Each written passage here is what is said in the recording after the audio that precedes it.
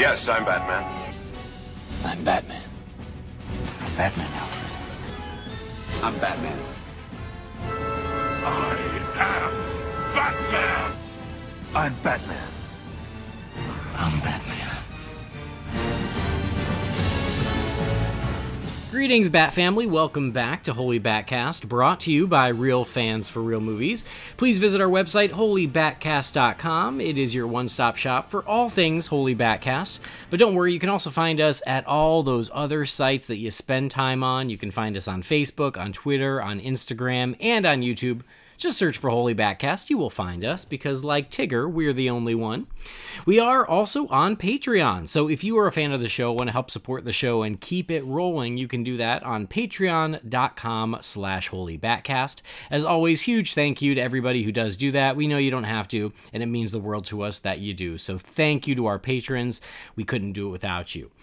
We are part of the Real Fans Podcast Network, so if you can't get enough of us talking nerdy things, you can check out some of those other shows. You can do that at rf4rm.com. And, after you listen to Holy BatCast, this should be your top priority. As always, I'm your host, Andy DiGenova. Hello. And if you'd like to follow me, you can do that on Instagram or on Twitter. It's just my name, Andy DiGenova. Now, this episode is our big 200th episode celebration.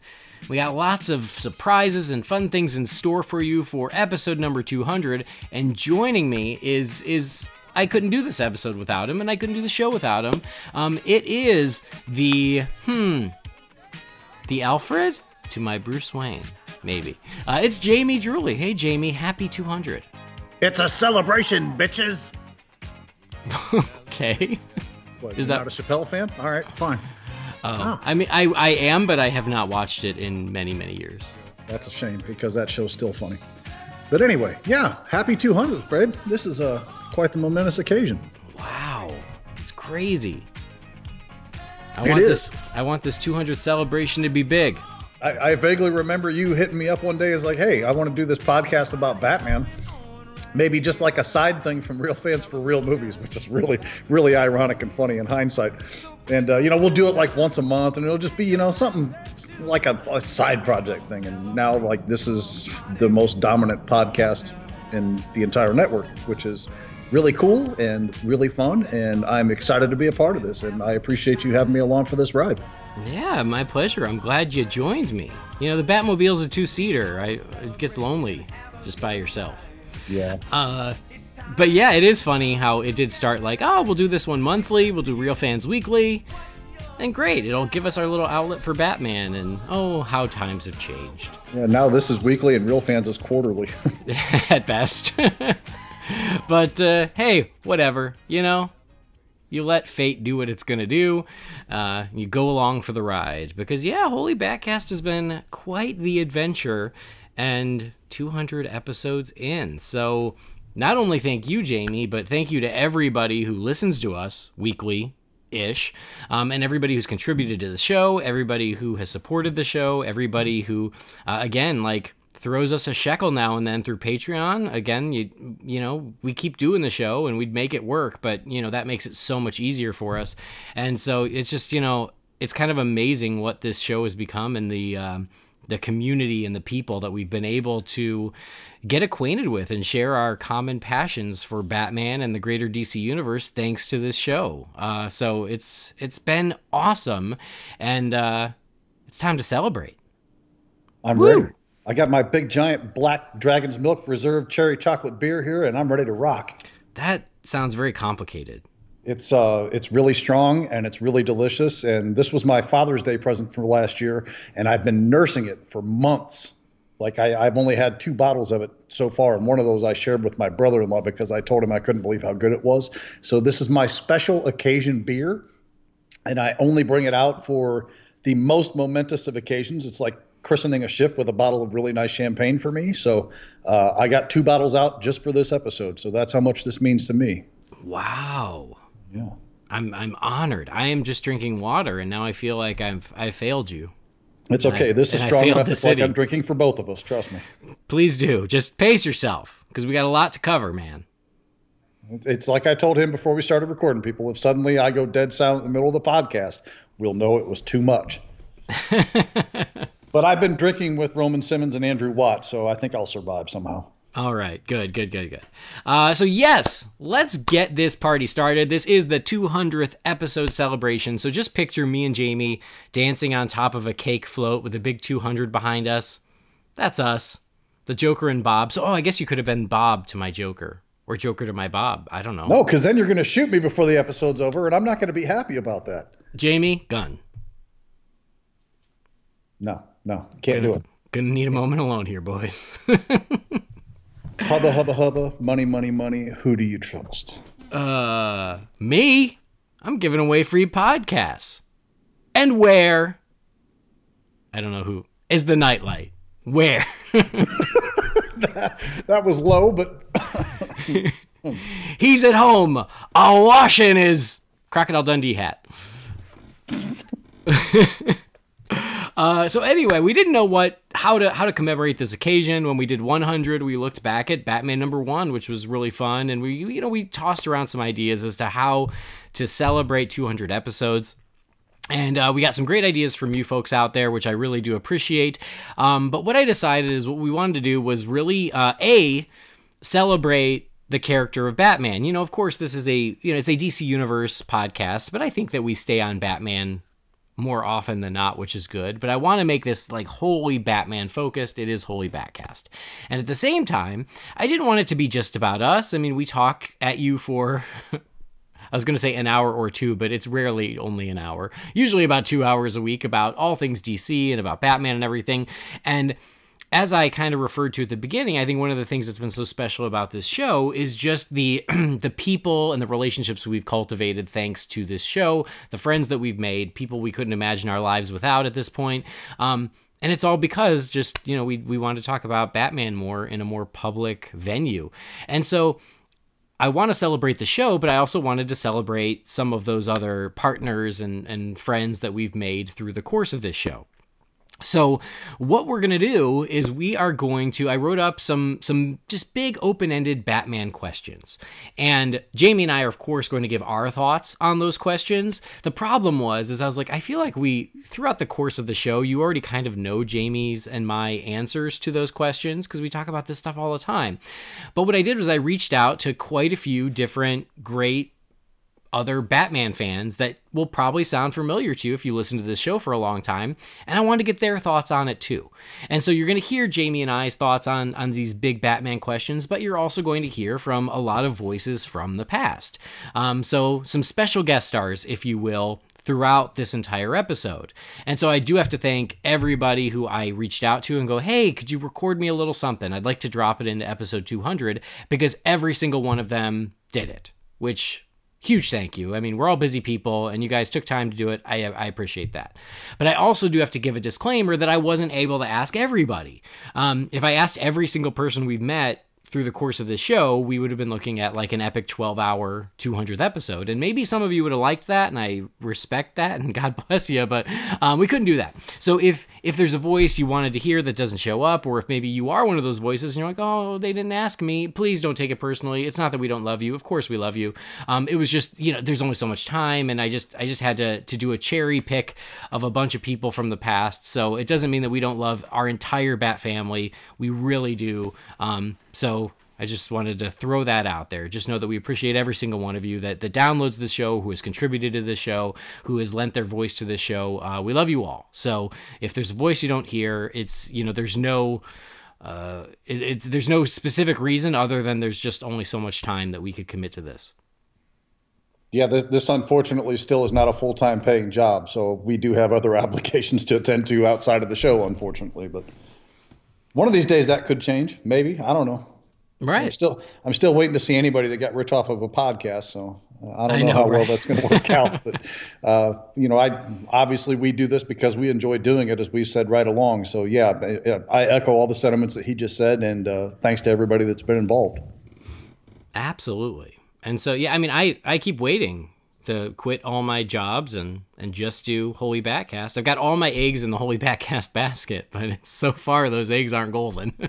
Yeah, I mean, for anybody listening out there that's like a podcast agent or something, we've got a whole network we can do, people. It's not just this one show. So yeah, I'm just saying, just in case there's that one person listening. There you go. Anyway, so now that you kind of know what is in store for this very special episode of Holy BatCast, it's all about the Batman, going back to our roots, and then a lot of awesome contributors and collaborators over the years have lent their voices to help make this episode something special. And so without further ado, it is time for us to kick off our Holy BatCast 200th episode spectacular, if you will.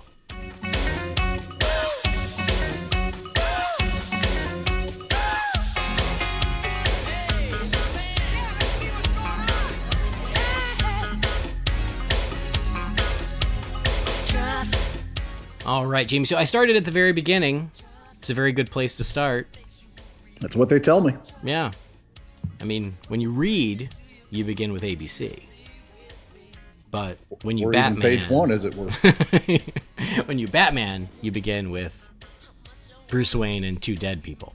So anyway, the first question I did throw out there to some of our pals, and that Jamie and I will chime in as well, is what made you a Batman fan? So, without further ado, I'm not going to tell you who you're going to hear. It's going to be surprises as you go. But they introduce themselves. You'll recognize them. So, without further ado, some very special guests letting you know what made them a Batman fan.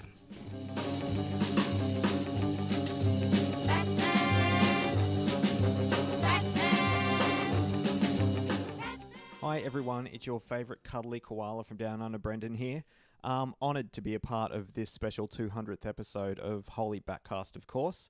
I have been tasked with answering the question of what made you a Batman fan. Now, I'm sure I've answered this question previously on this show and several other shows that I've guested on, but I can clearly remember what made me a Batman fan. I can remember the moment that made me a Batman fan.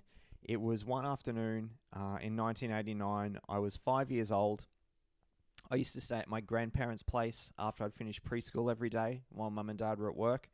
And I used to watch all the shows on the Australian version of the ABC over here. So we had like Sesame Street and an Aussie show called Play School and things like that.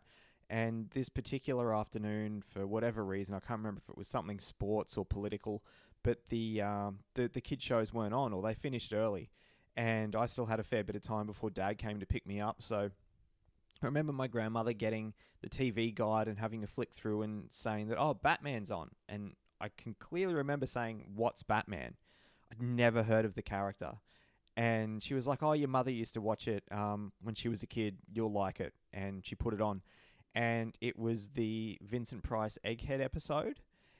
And 5-year-old me was just absolutely hooked.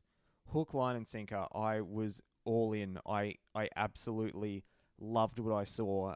From that day, every afternoon, I'd be putting Batman on at the time that it was on TV, and I fell in love with the character. Shortly thereafter, I got a little Batman costume and things like that. And I did mention too that this was in 1989, so of course that was quite a significant year, and that's why Batman was back to being syndicated at that time every day, with the original Michael Keaton movie coming out, obviously. And that meant merchandise and books and stuff galore. So I didn't get to see Batman 89 on the big screen. My first big screen experience came in 95 with Batman Forever. Sorry, Andy, I had to mention it at least once.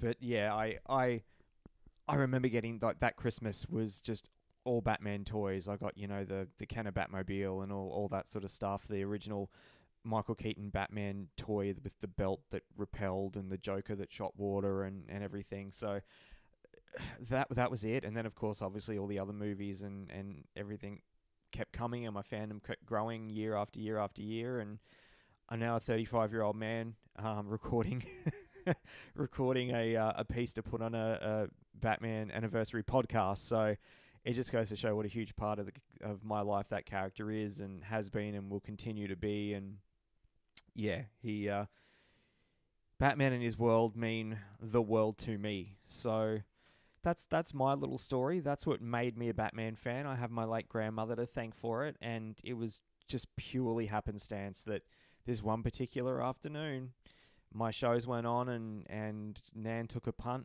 put on Batman for me, and the rest is history. So thanks so much for having me involved, guys. Congratulations on the 200 episodes. I love love the fact that I am included as part of the Holy BatCast family, and I'm forever grateful for that. So thanks very much, and enjoy the rest of your show. Bye.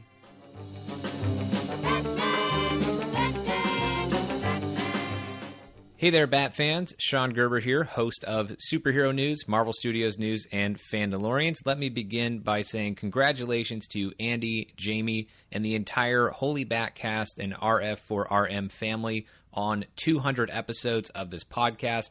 That is quite a feat. Most podcasts never make it to episode 200, so you should be very proud of all that you have accomplished, including this 200th episode. And I am very honored to have been asked by Andy to be part of this episode. So thank you, Andy, for that, and thank you for giving me a terrific question to answer. What made me a Batman fan? And I don't have the most original answer to this. My answer is going to be similar to a lot of people's answers as far as what made them a Batman fan. For me, it was reruns of the Adam West 1960s Batman television series, but with a little bit of a twist, because while I liked Batman, I don't know that I ever would have been as big of a Batman fan were it not for Cesar Romero's Joker. From the design of the character to Cesar Romero's charismatic and cackling performance as the clown prince of crime, there was something about that. A clown who was a bad guy that just had me hooked, and it got me wanting to know more and watch more and more episodes, hoping that I would see the Joker again. And in the process of watching those episodes and hoping to see the Joker, that's where I fell much more in love with Batman and the entire world of Batman. So the 60s television show is really what got me started in terms of my Batman fandom. But anytime I talk about what made me a Batman fan, I also have to talk about what kept me a Batman fan. What guaranteed that I was going to be a Batman fan for life? And for me, that was Batman the Animated Series. Like most kids, it was only a matter of time until I was going to grow out of the Adam West show and then eventually grow back into it as an adult. But as a kid, growing out of the Adam West series, it came down to comic books, and it came down to the Tim Burton 1989 Batman movie, and of course Batman Returns in 1992, and those were very important, but they didn't hook me the way that Batman the Animated Series did. I was loving Batman comics at that point, but Batman the Animated Series is what really opened my eyes to the entire world of Batman, the entire mythology. It really inspired me to expand my Bat horizons, so to speak, and look for other comic books and look for other stories with other characters and villains that I hadn't previously been exposed to, and just really dive deeper into that world. And the more Batman stories I consumed, the more that I loved the character. And so a lot of that inspiration came from Batman the Animated Series, and it continued to come from Batman the Animated Series through its various iterations on Fox as well as the WB network, which is now the CW. Batman the Animated Series was huge for me, and I will always love that series for the way that it took my love of Batman and made it something that was permanent for me. It made it a permanent fixture of my life. And so I continue to adore Batman the Animated Series to this day. Certainly there have been new stories, the Dark Knight trilogy, and many other stories in comic books and elsewhere, and other animated series like Batman the Brave and the Bold that have been such wonderful parts of my experience as a Batman fan. But it was the 1960s series with Adam West, with a huge assist and a lot of credit to Cesar Romero's Joker, that got me started, and then Batman the Animated Series that made me a Bat fan for life. Thank you, Andy, for affording me the opportunity to be part of this very special episode and for having me on as a guest multiple times on Holy BatCast. Congratulations once again to you, Jamie, and the entire Holy BatCast family, those who've been on the show and those who've listened to the show on 200 episodes.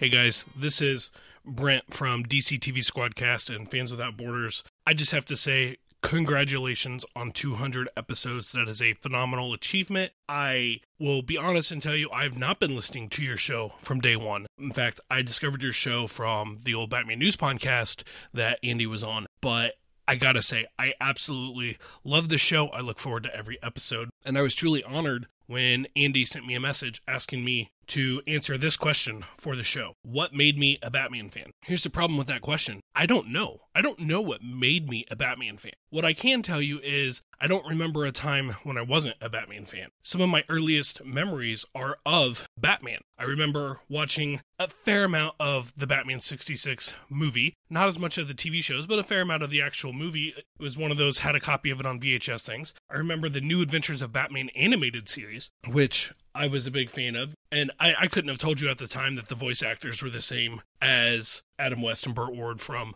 the live action show. But in hindsight, I love that they did that. I think that's fantastic. But I do remember that show quite a bit. I remember getting in arguments with a kid at my preschool or kindergarten or something, thinking that I swore up and down Batman could fly. Because of course he can fly. He has a cape. Why would you have a cape if you can't fly? That doesn't make any sense at all to me. So of course Batman can fly. I've just been a fan of Batman for as long as I can remember.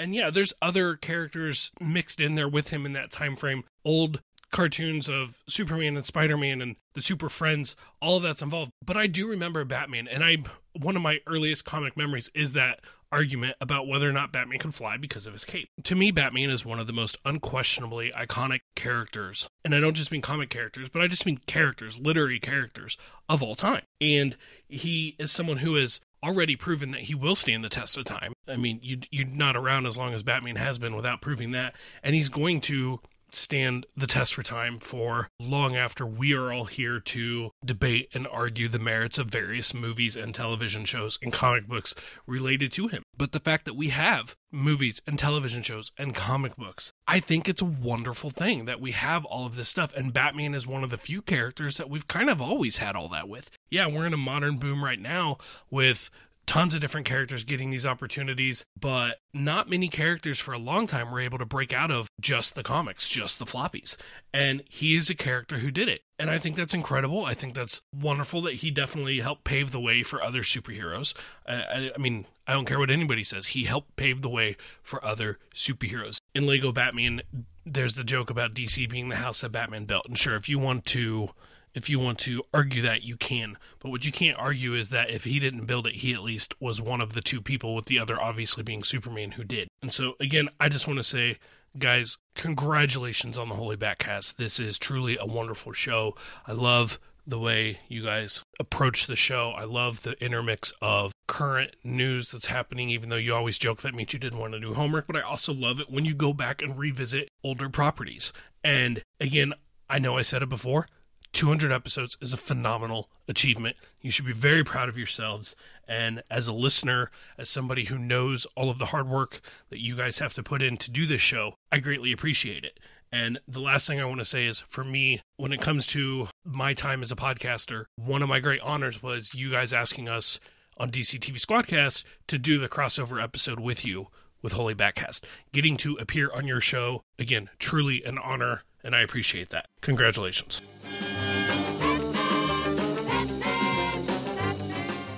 Hey, Holy BatCast fans, this is Justin Kowalski from the Let's Go Comic Show, part of the Let's Go Podcast Network, and I'm excited to celebrate episode 200 of the Holy BatCast. Man, that is a lot of batcasting, but I'm excited to be a part of this episode, and I'm going to answer this very important question that was sent to me. What made me a Batman fan? That is a very difficult question to answer, but it's also very easy. There's just so many parts.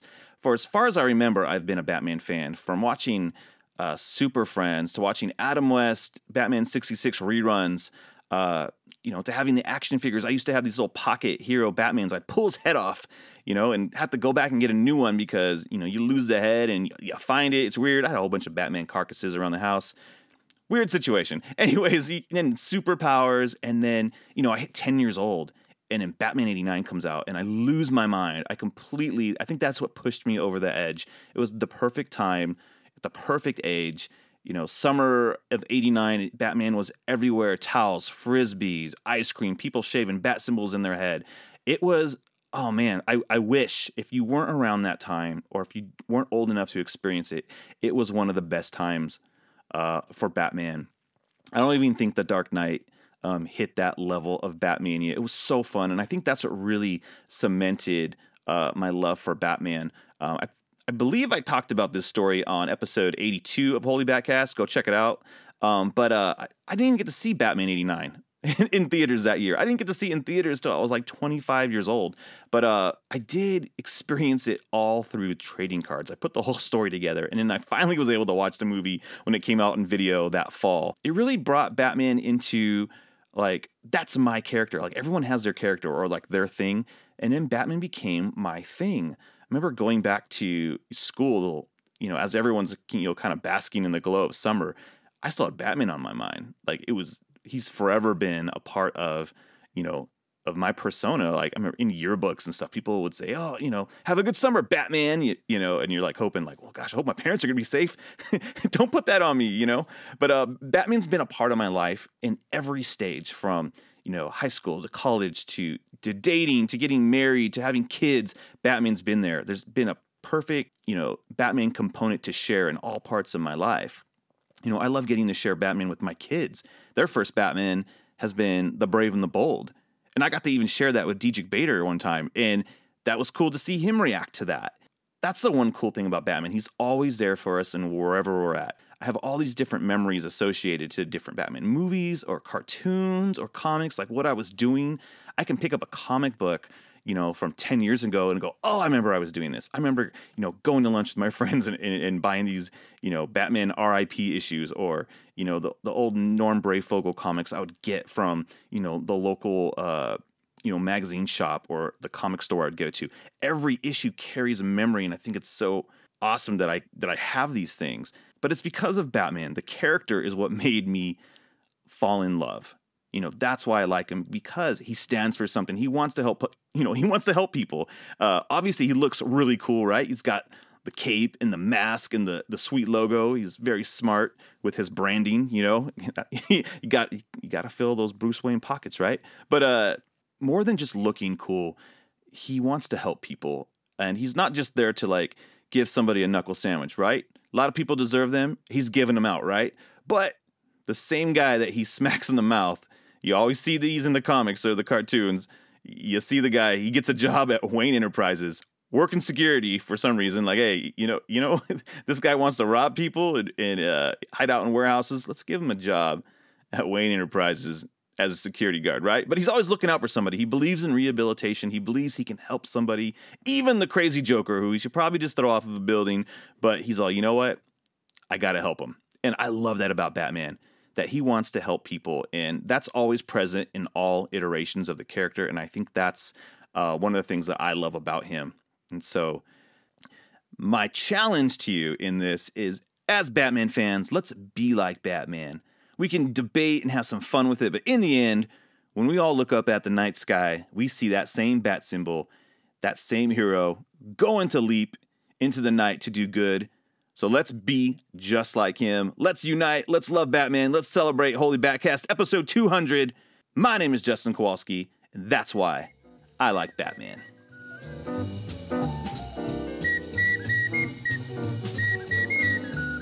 All right, lots there, Jamie. Lots there. Number one, first of all, thank you, Brendan. Thank you, Sean. Thank you, Brent. And thank you, Justin. Great hearing from you guys. And I just love hearing people's Bat stories. You know, it's so funny how much we have in common. And then there's certain things where I was like, oh, God, like, yeah, I never really thought about it that way. So super fun to hear different perspectives as to what made people a Batman fan. Yeah, I mean, we've all got that thing in common. And, you know, so many of us share similar backgrounds to it, but you know, there's always little variances here and there. You know, some of us got more into the toys, some of us more into the Batman 66 show, so many of us with Batman the Animated Series, comics. I mean, ironically, what I find is, you know, our generation, give or take a few years, is almost solely based on some sort of entertainment medium, a motion entertainment medium, if you will. Very few people that you talk to, they're like, yeah, I was into, you know, Batman comics. I mean, obviously there's clearly many people out there that was their start and that's how they got into it. But, you know, so many people would have that similar response of either Batman 66 or the animated series being the key ignition point for their Batman fandom, which I just find that very interesting. No, it's very true, and I guess that just shows how important those other media are, because that's what brings people to the comics. It's the same thing for me. I fell in love with Batman 66, Super Friends, and then eventually Batman 89, and it was those things that made me go, well, I want Batman all the time, and I don't like waiting for a new movie or a new show or whatever, and so started reading comics and started buying every Batman comic I could get my hands on. And so, yeah, it's the gateway drug for more Batman stories, and then eventually many other comic book stories with a lot of other characters, both DC and Marvel and otherwise. And so, yeah, I mean, I know it's sometimes comics readers like look down their nose and like, oh, you're just a fan because of movies or whatever. And it's like, well, if it weren't for some of those movies or shows, like we wouldn't have gotten into comics at all. There's a lot of symbiosis, if that's the correct word to use in this case, that rolls between it. I mean, one thing leads to the other in any of those. The comic fans wound up going to see the movies and watching TV shows because of that, and the other way around. I mean, it just, no matter what your starting point is, somehow or another you always seem to embrace the rest of it that comes around later, or in tracking down other stuff that came out previously. So no matter what your starting point is, somehow we all seem to wind up embracing it as a whole, which I just find utterly fascinating, because there are so few other characters or fandoms or anything else that can say that. I mean, just to throw one example out, Star Wars. I mean, I love Star Wars. I think you're more or less a Star Wars fan. I don't know that you're a crazy mega Star Wars fan like some of us, but Star Wars is one of my earliest movie memories. I mean, literally back then, you basically had only the movies. Yeah. There was very little involved with television or not much with comics or anything else. I mean, it was just the movies, and you had those 3 movies, and for eternity, most of us Star Wars fans thought that was all we were ever going to get, was those 3 movies. And obviously it's exploded into much more than that now with, obviously Disney's acquisition and doing all that stuff, but I don't want to get into the whole thing there. But my point is, Batman has so many outlets over the last 80 years that he's been involved in, that somehow the fandom from one spot becomes fandom to another spot, becomes fandom to another spot. So to me, it's a really rare thing, but it's fascinating that so much of that is embraced by so many people. Mm-hmm. Yeah, definitely. So, I mean, whatever your gateway is, it's all good, with the exception of Teen Titans Go. That's the only gateway I can't abide by, and I'm so sorry. But no, there was lots of great stuff in there. Just funny to hear how people got into the character and everything. So I know that we've kind of discussed it. Honestly, I think that we probably discussed it on episode number 1. I think that's pretty much all we talked about in episode number 1, is like, hey, this is a new show. We're going to talk about Batman, and to get started, here's why we love Batman. But for those people who haven't been with us all along, like Brent, thank you for owning it. We appreciate that, Brent. Honesty is good. Jamie, what made you a Batman fan? I grew up, I had this discussion with a friend of mine on a podcast about a week or two ago. It was Top Trio 3, podcast of my friend Rick Smith runs. I mean, it's shameless plug for that episode, but it was a good time. We talked about state of the DCEU and Young Justice and some various DC stuff. So check out Top Trio 3. It's one of the most recent episodes that's been released. That was a really good time. Rick and I talking about that for about an hour. But just to recap for me, obviously Batman 66 was a big thing. That was in syndication. I'd watch it at Grandma's house, especially in the summer when I was over there while Mom and Dad were at work. The Batman 89 film was a huge thing for me. Justin mentioned people had that symbol shaped in the back of their head. That was me. I was one of those. I was that guy. And when he said that, I was like, oh, Jamie. Yep, definitely. Mm-hmm. I wish I had more photos to actually. I don't get my picture taken because I hate it. But anyway, I think the biggest driving force for me, I mean, that fandom was always there with Super Friends and Batman 66 and, a few comics here and there. It was a really scattered thing with me for comics back then because, I don't know if my grandmother got them for me at garage sales or if I picked them up at the dime store when we go to get something there. There's just, it wasn't like a heavy collecting or reading thing. It's just, I'd see a comic book and I liked the stuff I'd see there. I had Hulk and Spider-Man and Batman and Superman and all that stuff. And, I like that stuff that I saw, but the ultimate trigger for me was the great debate that rages on to this day of the whole Batman versus Superman, because a friend of mine and I were discussing Batman and Superman. I don't even remember how the topic started because this was so long ago, so forgive me for that. But essentially, he said something about Batman kicking Superman's butt. And I'm like, that's not possible. How could Batman possibly do that? And he handed me my biggest gateway into Ultimate Batman fandom is like, read this. And he handed me The Dark Knight Returns. And I read that and I was like absolutely captivated and blown away by that story.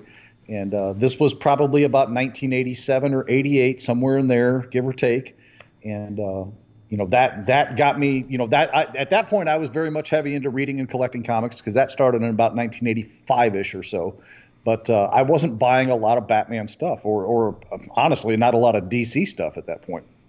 So I'd gotten The Dark Knight Returns from this friend of mine, and I'd read that. So that triggered the whole, I have to buy Detective, I have to buy Batman, I have to read all this stuff, I have to, embrace this more. And then, a year or two later, Batman 89 hit, and that Batmania was inescapable that year. I mean, Justin was dead on about that assessment. I mean, it was like a literal explosion. You could not go any place in a mall or a department store or out on the street anywhere without seeing a Batman t-shirt or a Batman hat or a Batman sticker on the back of a car. I mean, it was everywhere. Everybody became a Batman fan overnight with that. And I'm not, talking about bandwagon stuff. I thought this was magnificent that this many people were embracing something that for years had been almost like an underground appreciation society for comics and superheroes at that point. It's, geeks in mom's basement kind of crap like that you get made fun of. And then all of a sudden overnight, like the whole world became one of us. And to me, that was just an amazing thing there. So I don't know that there was really one specific thing that led to my fandom, but I can tell you that I think The Dark Knight Returns was the catalyst for the level of fandom and fondness that I carry for the character. Nice. Very cool.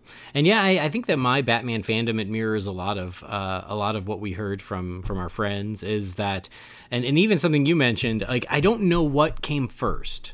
I just knew I always liked Batman, and I don't know what was first. I don't know if it was Adam West. I don't know if it was Super Friends. I don't know if it was when Batman and Robin showed up on Scooby-Doo. It was one of those. I want to say like Super Friends and then the Superpowers toys. It was probably right around then that I really was like, oh man, I like Batman. Were Mego figures a thing when you were a kid, or were you? No, they were already long since passed. I was going to say that. I think my age bracket is, and I think I'm like 3 or 4 years older than you. My age bracket was like the tail end of that, where it just faded off into nothing. Yeah. So because I distinctly remember like my parents taking me to one of their friends' houses.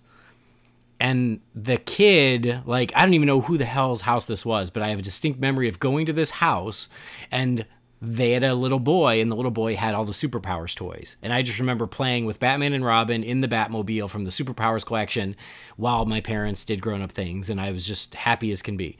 And I remember my Grandma Ruth, she had a Batman coloring book that I was obsessed with, and I loved this Batman coloring book. And she had a little Batmobile that I would play with when I was at Grandma's house. And so I just always liked... there was just something about him that I was always drawn to. I'd watch the opening of the Scooby-Doo show just because Batman and Robin were in the opening. And then if they weren't the special guests, I would turn it off. So I just was always drawn to them. And then, as I've said many times, the summer of 1989 changed everything. That was when I just fell in love with Batman. That was when I couldn't get enough of it. That's when I started taping Batman 66 off of Fox in syndication. That was when every spare dollar I could scrounge up was spent on a Batman comic book, a Batman t-shirt, a Batman button, a Batman toy. And so I just went all in on Batman that summer. I got wrapped up in the Batmania. And as Justin said, and as you said, it was magical. It was like for the entire summer, all anybody wanted to talk about was Batman. The only thing anyone wore was Batman focused. That summer, it's crazy to think about, but Batman overshadowed Indiana Jones and the Ghostbusters the summer of 1989. And going into that summer, I'm sure they were like, oh, new Indiana Jones movie. That's going to be the movie of the summer. And then Batman, it was just all about Batman. Yeah, so I think those almost came out. If it wasn't sequential weeks, it wasn't very far off of sequential weeks, because I think it was Indiana. I think Indy came first, then Ghostbusters, then Batman, almost in consecutive weeks. And I only remember this because I used to save the newspaper stuff for the movies, like the advertisements and things. Mm-hmm. And I had a thing from a newspaper clipping the week that Batman was coming out, and it had the great big, probably quarter-page ad in the movie advertisement section in the newspaper. Yes, that's how we used to have to find out showtimes and everything, was the newspaper, people. That was the crazy time of pre-internet. But I remember the top of this newspaper on the front page, it said Ghost 2 Bust Loose or something like that, because it was talking about, like, I don't remember if each one of those broke like the opening weekend box office and like Batman came in and obliterated both of them after they did that, or how it was. My memory's fuzzy, but no, I distinctly remember that because it was. I can't speak to Indy and Ghostbusters, but I can assure you that yes, Batman had the biggest opening weekend of all time, summer of 1989, and it did not get beat for 3 years because what beat it? Batman Returns, and then that didn't get beat for 3 more years because guess what beat it? Batman Forever.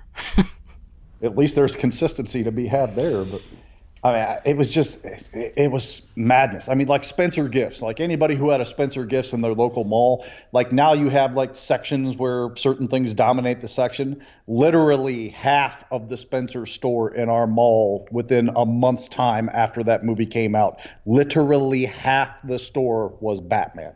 Posters, shirts, toys, name it, it was there. It was crazy, and it was glorious.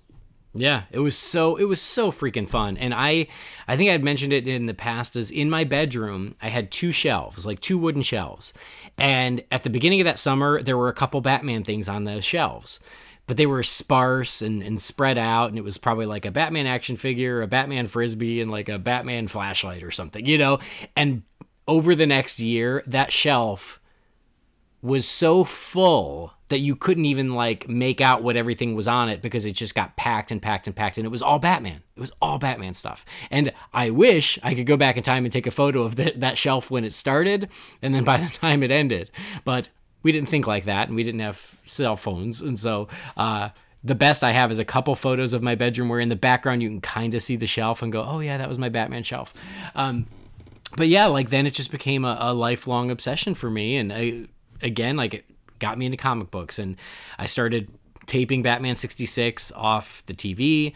The very first Batman shirt I got was actually an Adam West Batman shirt, and that was before the movie came out. And like Justin said, I got known in my school as, oh, that's the Batman kid. That's the kid who loves Batman. That's what we know about Andy. At one point, I had 13 different Batman T-shirts. 13. Wore a different one to school every single day. So yeah, I was known as that guy as well, and I embraced it fully. Yeah. So I actually, a few years ago, dug up all my old Batman shirts from like that era from 1989, and I remember posting a photo of it because obviously I couldn't fit into them anymore. Bad on me. But they were so cool. Like, and I was like, oh my God, I'm so glad these are still here. And it's one of those things where like I want to try and get them turned into a quilt or pillows or something, because I can't bear to throw them out, but obviously I'm not going to wear them. But yeah, so I mean, it just became a lifelong thing, and then I just couldn't get enough of Batman for the rest of my life. And I loved it probably as a kid because he did look cool.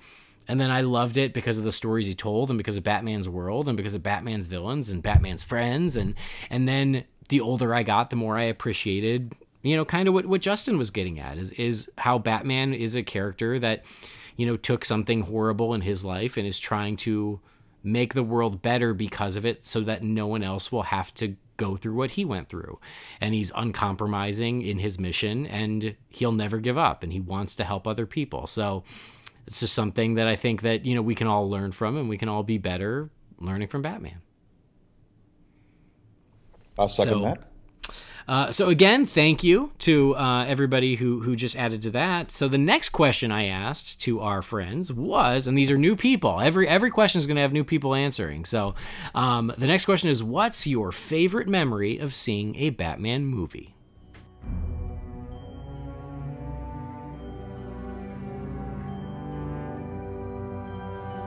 Hey there, it's JoJo here.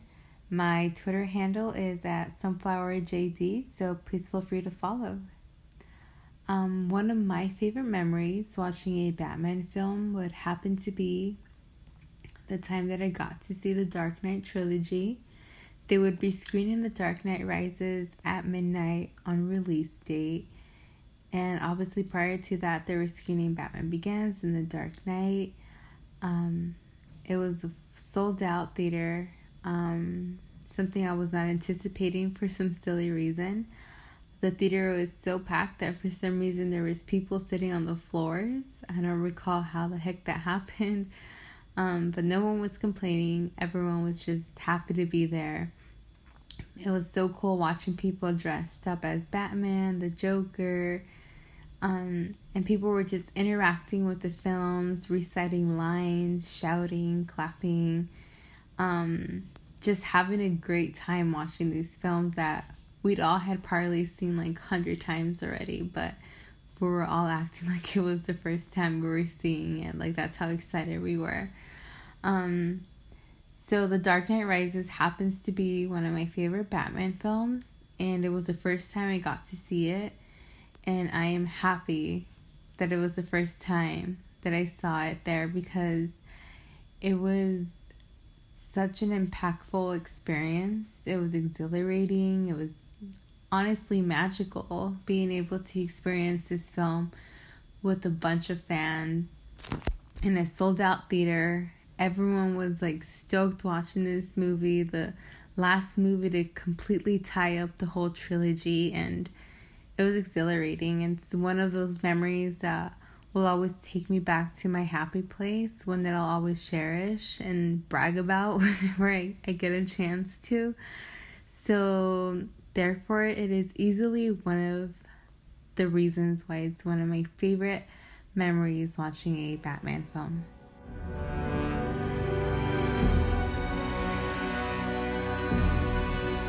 Hey everybody, this is Tim Yoko. Hey, you probably know me from the weekly show I do with my co-host Scott over at the Suicide Squadcast. You know, Andy, you reached out to me and said, hey, you know, what is my favorite memory of seeing a Batman film? Okay, so, God, I have so many memories, man. I don't even know if I can narrow it down to one, but like, I've got so many great memories, like seeing Bruce Wayne training to become Batman in Batman Begins was just like a dream come true for me. So like, that's always held like a really special kind of place in my heart. I mean, seeing Heath Ledger was just an absolute joy to watch in The Dark Knight. I mean, I had so many great memories of just seeing that performance for the first time. I mean, very special film. And of course, like the Martha rescue scene in Batman v Superman is the greatest depiction of Batman that we've ever seen on the big screen. I will not back down on that opinion at all. So, I mean, I've got a lot of great memories from that. But I mean, I think I'm going to have to go back to one that is kind of like personally my most special memory. So that would actually go back to probably what I would call my fifth favorite Batman film of all time right now. But it's actually Batman 89. So before I get to that, I kind of have to back up. You know, as a kid, I watched, you know, Batman 66 on syndication. You know, every day I would come home from school, I'd, you know, jump on the TV and Batman 66 was always on there. And I loved it because, you know, I was a comic book fan. I loved Batman as a kid, you know, reading all kinds of comics, and just seeing any kind of Batman on TV was pretty special. Now, I mean, this show was kind of wacky and kooky, and, you know, it's nothing that holds up really well today. But I mean, it was special, you know? So when I got a little bit older, man, like I just kind of outgrew it. I'm like, oh, I don't like how they're treating Batman. You know, this isn't Batman. That's not my Batman. I want my Batman from the comics is a lot more serious, and I want to see him taken more seriously, you know? And especially as I became like a teenager, you know, I got into like, you know, some of the more serious comics like Batman Year One and the Dark Knight. I mean, you know, that's what I wanted to see. And so, you know, the only thing we had ever seen on the big screen at that point was, you know, the Batman 66 TV show and Batman the movie from, you know, the same time frame. And so I just remember like back in 1988, you know,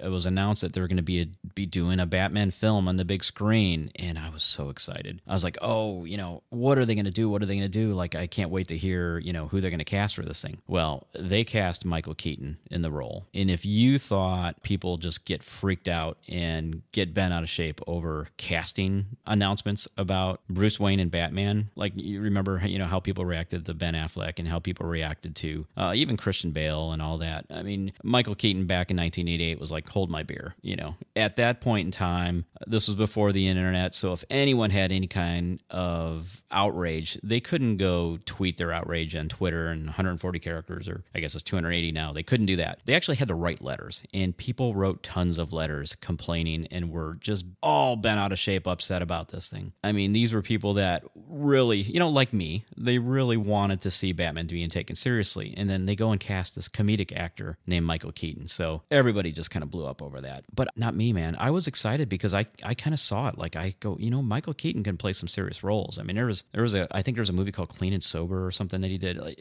he could pull off the really serious role. And so I was just excited. I just wanted to see it, and at the time I just started dating this girl, and I was like, oh, I don't, kind of back in that day, you couldn't really say that you were into comic books at that age. Like, it just wasn't cool. It's not like it is today now. And so I was kind of always like, I was like this little closeted comic book fan. And, I really liked this girl, and I was like really scared how she was going to feel about wanting to see a Batman film. Well, it turns out she was like all into it. Like, she was really excited about the whole thing. And so I finally, when the movie came out, we did a double date with some friends, and we went and saw the film, and we all just had a ton of fun. And it was just like, it was a turning point for me in my life. Like, as an adult or a near adult, be able to say like, oh, I can go and enjoy all this stuff again, especially on the big screen. And I could see him being taken relatively seriously. Like, it was a big turning point for me. So that is my favorite memory. I'm going to settle on that one. So for me, it was like kind of burying the silliness of the Batman from the 1966 series, kind of like, it was a palate cleanser, kind of like what Christopher Nolan's Batman Begins did to the Schumacher's Batman and Robin. So that one will always hold a special place in my heart. So yeah, so that's my answer, Andy. There you go.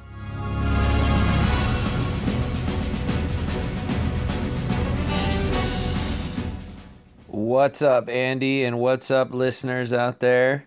This is Jamie McGow, or Magoonicle. If you ever listen to the Batman Universe podcast, Andy and I used to co-host that together with Brian Crosby as well. You'll probably hear from him. Happy to be on here. Thanks, Andy. Answering a question: what is my favorite Batman movie memory? I have to go with the night I saw The Dark Knight.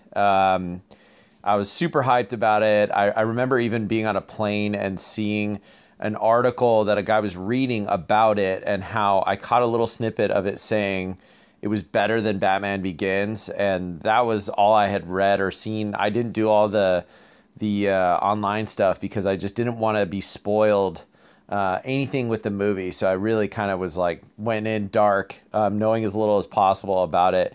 And it's my favorite Batman movie memory, just because not only was I just elated and just like gripped and shaking pretty much the whole film. But I remember I had work. I saw it the midnight showing, and I had work like super early the next day. And I feel like I hardly slept, but I don't think I've ever felt so rejuvenated after so little sleep. I was so pumped after seeing that movie that even though I had hardly slept, I was just like, my adrenaline was just jacked. Sorry if you can hear my dog's chewing up something right now in the background. I have a crappy phone recording. Anyway, but yeah, that has got to be my favorite memory, because I just remember just feeling just so amped, and especially after that, it was like people were pumped about. I mean, everybody loves Batman, right? But like, that was the first Batman movie that I remember people were talking to me about Batman like that. I was like, you're talking to me about Batman? Like, that just brought it to this level where Batman was cool for everybody. So, yeah, I got to say that's probably it for me. I got a close second would be probably when I saw Batman Returns, just because that was a really cool relief for my best friend at the time. His mother had passed away, and I remember we went and saw that movie, and it's kind of a dark movie, and I was a kid.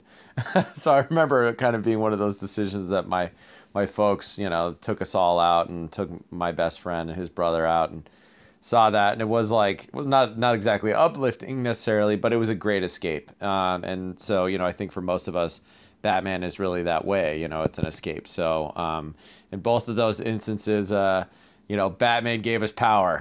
When I was tired, he gave me power to power through retail the next day. And then in the other instance, just gave myself and my friends some solace at the time. So yeah, Batman always heals, and always.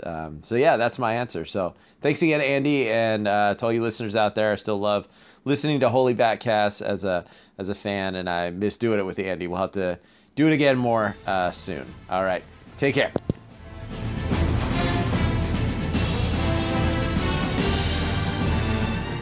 Hey, this is Bill Jet Ramey from BatmanOnFilm.com. So I was asked to talk about my favorite experience watching a Batman movie. If I had to narrow it down to one, it's probably 2012 in Los Angeles at the press screening of The Dark Knight Rises, because the film was a true ending to that story. The ending sequence is fantastic.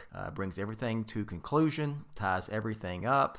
Bruce Wayne gets a happy ending. Personally, it's because I had to check my phone in before we saw the screening, and when I left, I got my phone back out, powered it on, and we were leaving to go to get something to eat and drink at a bar restaurant nearby, me and my wife. So I powered it on, and there's a message from Emma Thomas, who is the wife of Christopher Nolan and one of the producers of the Dark Knight trilogy. And it said, basically, by now you've seen the film. We hope that we did Batman justice for you and Batman fans. And I just lost it. I'll remember that for the rest of my life. It was just a great experience all around.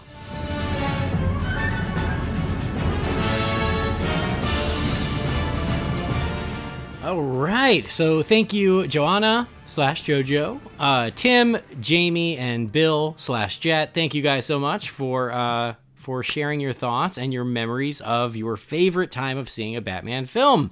Good stuff in there, Jamie. Is it wrong that my favorite part of that sequence, and everybody had some really awesome stories and contributions to add there. I enjoyed them all greatly, but my favorite part of that is Magoo's dog chewing something. Well, it's all right.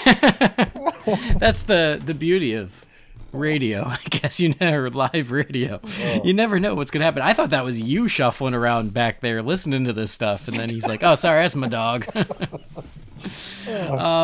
No, it's good stuff. So Joanna's like, I did that Dark Knight trilogy triple feature when Dark Knight Rises came out, so I have memories of that. I also have memories of being freaking tired and taking forever getting out of the parking garage after.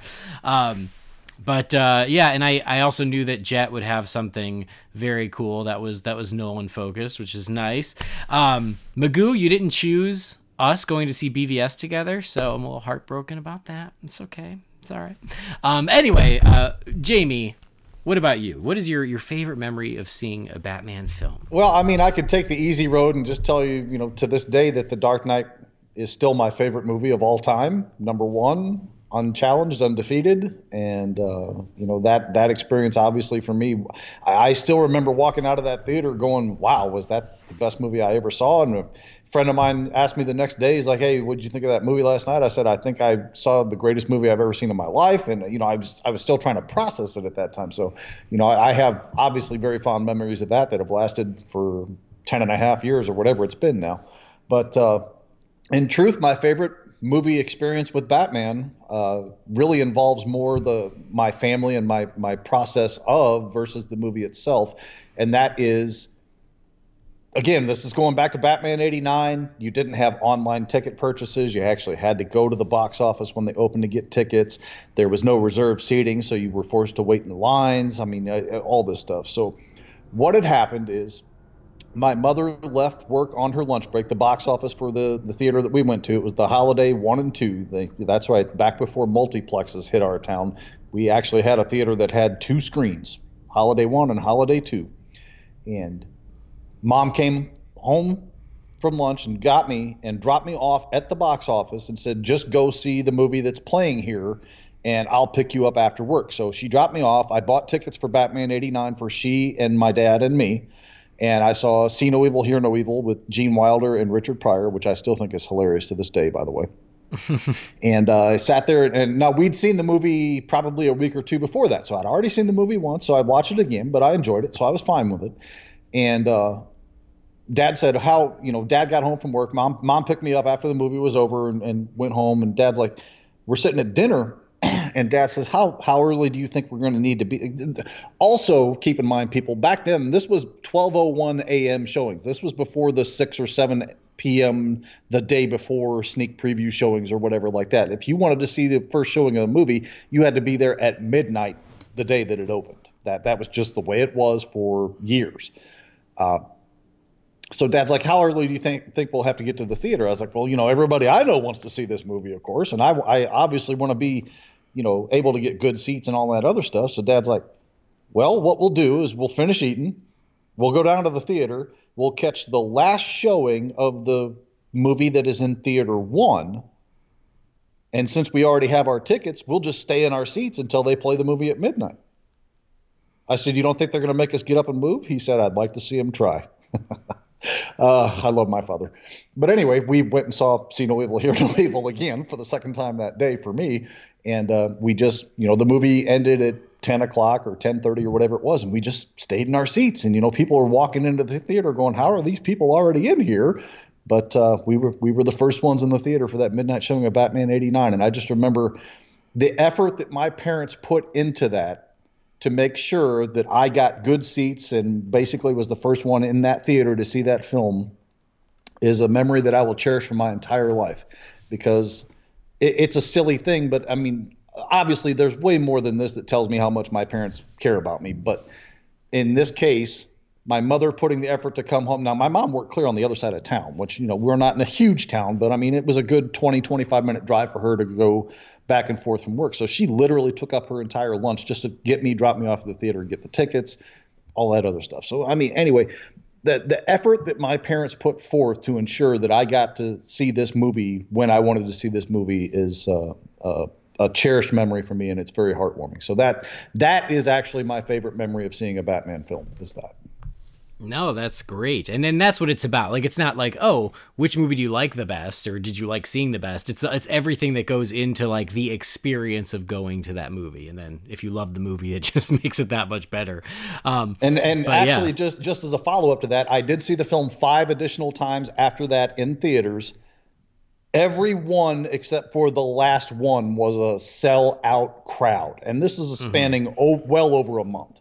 I mean, it's not like I went like 3 times opening weekend and on and on. I mean, this was spanned over the course of weeks. And the very first date that I went on when I was in high school with a girl was to see that movie. So that'll always be a little bit special for me too. Nice.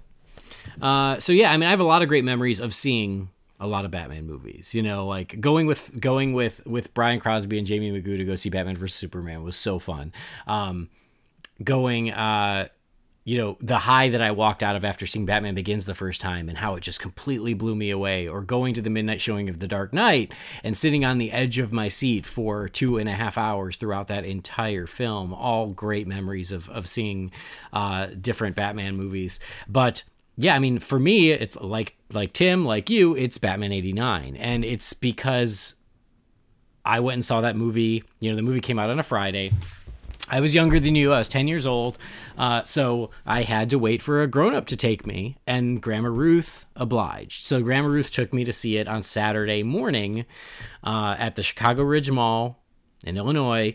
And so I could not wait for Saturday to get there. So the anticipation of going to see Batman that weekend was like just crazy leading up to it. And then it was just me and Grandma took me to see Batman that morning, and then we sat there and I just was sucked in, and I loved every second of that movie, and I was just so excited to be there. So the memory, at the time I was like, oh, I get to go see Batman, yay. And now the fact that it was Grandma Ruth who went out of her way to take just me to go see Batman on Saturday morning, I've spoken in the past about how special my grandma was to me. One of my favorite, human beings that's ever walked the face of the earth. It makes that memory that much more special. So yeah, that going to see Batman 89, Grandma taking me to Chicago Ridge Mall was a magical experience. And yeah, it's just only gotten to be a sweeter and nicer memory as time's gone on. Very nice. So moving past that, I wanted to talk about Batman just in general, the Bat family. And so I asked some other folks, who is their favorite member of the Bat family and why?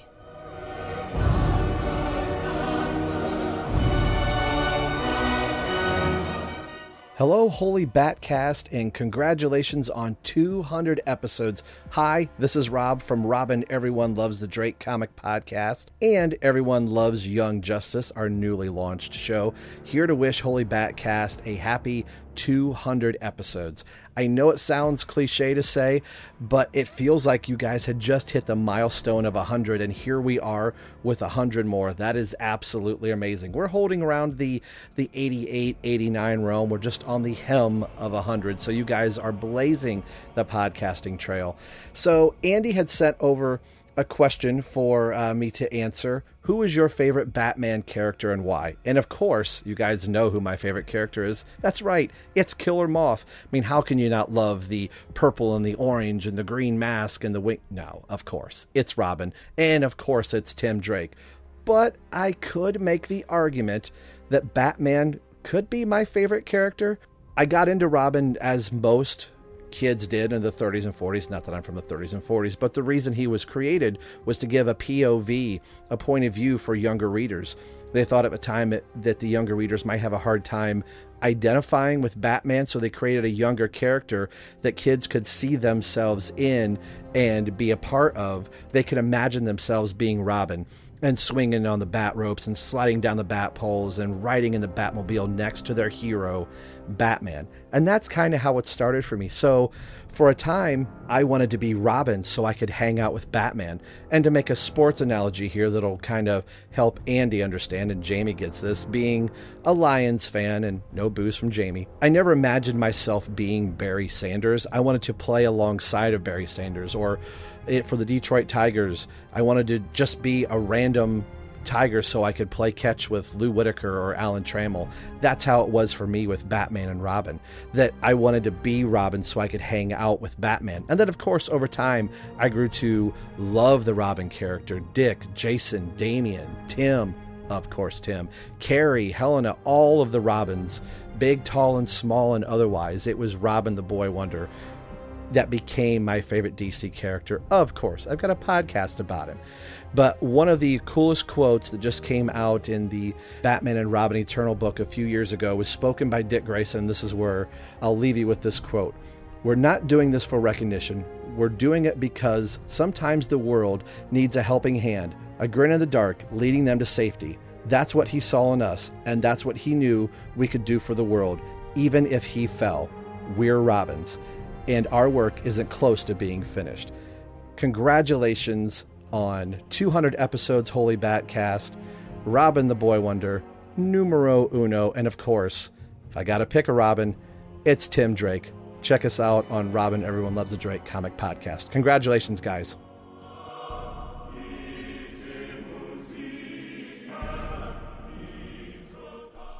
Hey, this is Lisa. I'm from the I Love That Movie podcast, and I am also a huge Batman fan and a big fan of this show. And I have a question that you gave me. It's, who is my favorite member of the Bat family and why? Ugh, this is so hard. I am a really big Batman fan, and I love a lot of the Bat family, a lot. But I know you probably think I'm going to say Batgirl, because I've cosplayed Batgirl a few times. But actually, my favorite character is Dick Grayson. And I didn't say Robin, I said Dick Grayson, because I think everything about him is my favorite. First of all, I'll admit, he's not the best Robin in terms of, he's not like the strongest Robin or the best fighter or the smartest, but I think he's the best person. I think it's his personality that really sets him apart from the other Robins for me. I think he's really kind and empathetic. He's sort of a helper personality, but he's also a really good leader. I don't think we get a lot of examples of someone in like a leadership position that has his personality type.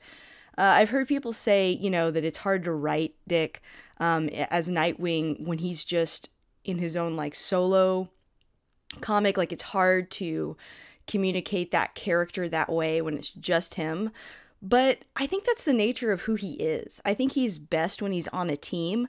Now, that could be supporting Batman and it's being sort of a duo, or that could be the leader of a team like he is with Titans. But I think he's always at his best when he's with other people. I think he, that character gains strength from other people, and I think that plays really well into his origin and who he is.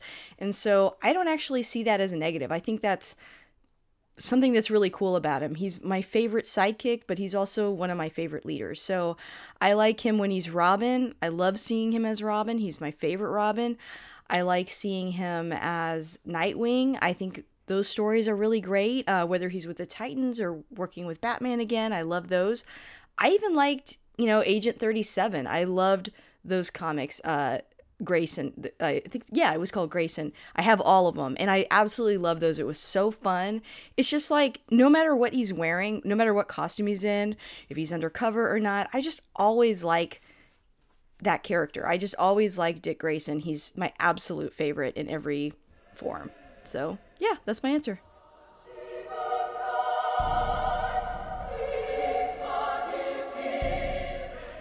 Hey now, this is Rick Shue with Batman on Film, and I'm honored to be represented here on Holy BatCast.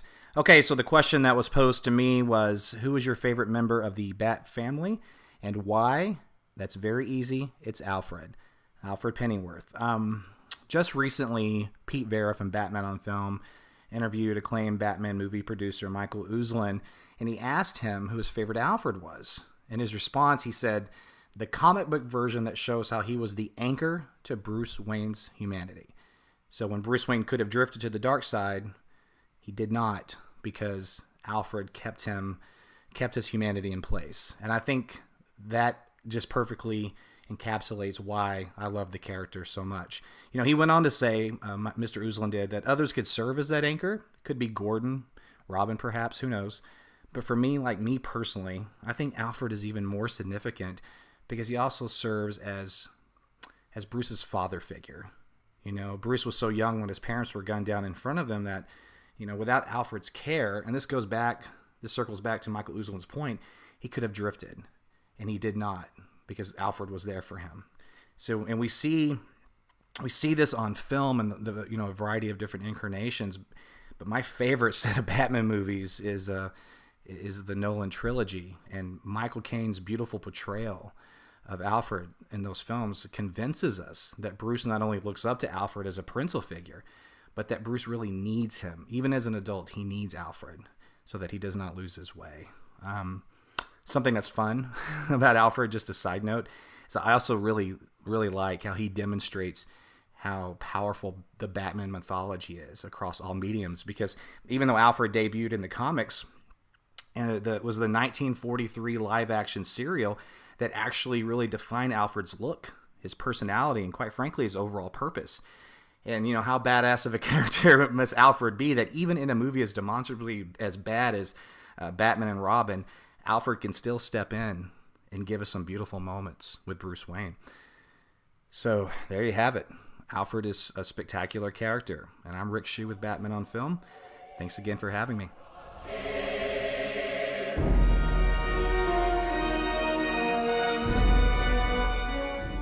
Hey, Andy and Jamie, congratulations, guys, on 200 episodes of Holy BatCast. I remember when, Andy, when you came by my office and told me that you were going to do a Batman podcast after doing Real Fans, I thought it was an awesome idea, and just so glad that you have stuck with it. And, when other podcasts have kind of come and gone, you've kept it rolling, buddy. So good on you, and thanks for representing the Batman fandom as you do so well. So anyways, this is your friend Brian Crosby, by the way, at one time co-host. And, you asked me to kind of give my thoughts on who my favorite member of the extended Bat family is. And there are so many characters that I love, Commissioner Gordon, Alfred Pennyworth, and so on and so forth. There's just really so many. It's such a robust, awesome family of characters. But I think if I had to pick one, if I had to pick my favorite, for me, it would be Dick Grayson Robin. When I was introduced to Batman back in the early 80s, it was the Batman 66 TV show was really my first introduction to Batman, and it was in syndication, obviously. But it was always Batman and Robin, and Robin, Dick Grayson, was right there by his side. There wasn't a Batman without a Robin. And so it wasn't until later on, as I grew older and discovered other stories of Batman, that I realized there were so many solo stories. But to me, he was kind of the counterpoint to Batman right there fighting alongside of him. And I guess as a kid, it allowed my imagination to run wild of what it would be like to fight alongside Batman, to be down in the Batcave, to ride in the Batmobile. You know, Batman was kind of this elusive goal that maybe once I became a rich billionaire and an adult more than anything, then I could become Batman. But as a kid, Robin was the kid that I could, he was the kid that I could aspire to become just like. So I know he goes back all the way to 1940, Detective Comics number 38, the introduction of Robin. I've just loved reading his stories. And as he's grown as a character, I mean, really become one of the most well-rounded characters in not just Batman comic books, but in all of comic books in general, becoming a hero in his own right, becoming Nightwing, obviously. So Dick Grayson, yeah, he's my favorite member of the extended Bat family. So again, thanks, buddy, and congrats on 200 episodes. And I hope you enjoyed the new logo, and we'll see what we do for number 300. All right, talk to you later. Bye.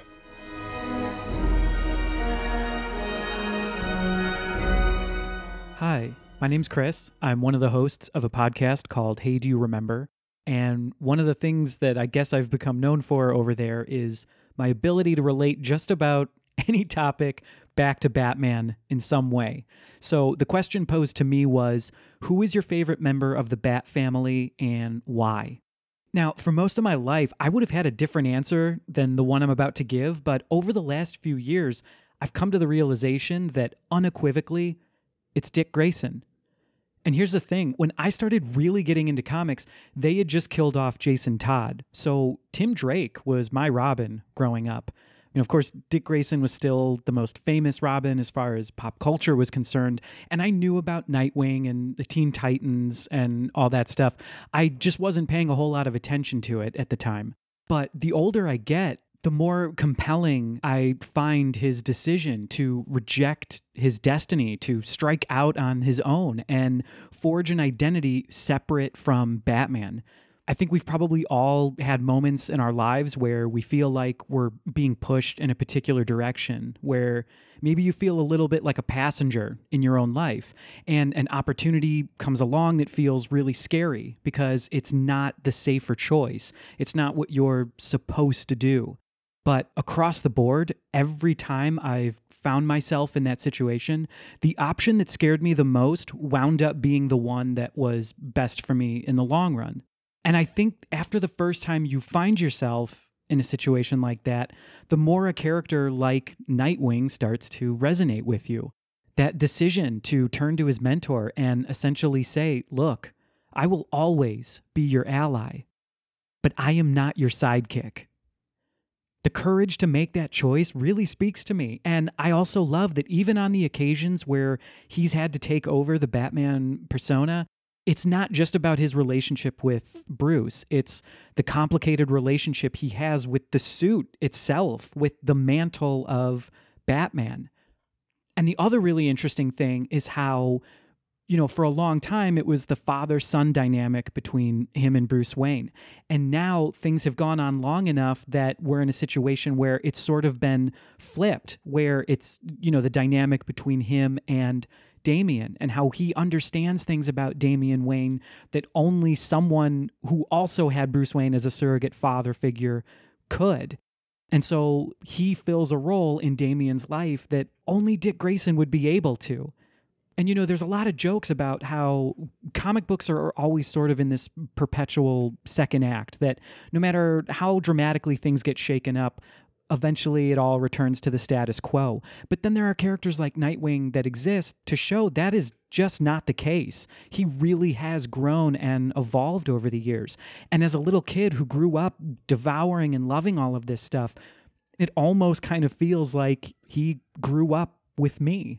And I think when you look at his character and the overall arc of it over all these years, there's a really great message in there, which is find your tribe.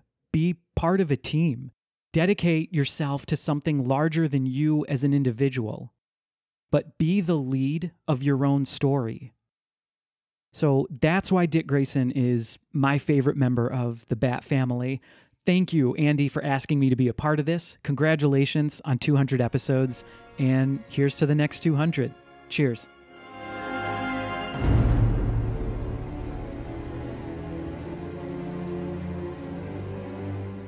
Damn, there's some good answers in there.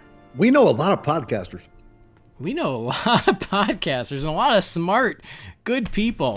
So huge thank you to Rob Myers, to Lisa, who goes by Ayanami Lisa, Rick Shue, Brian Crosby, and Chris Schrader. Thank you, all 5 of you.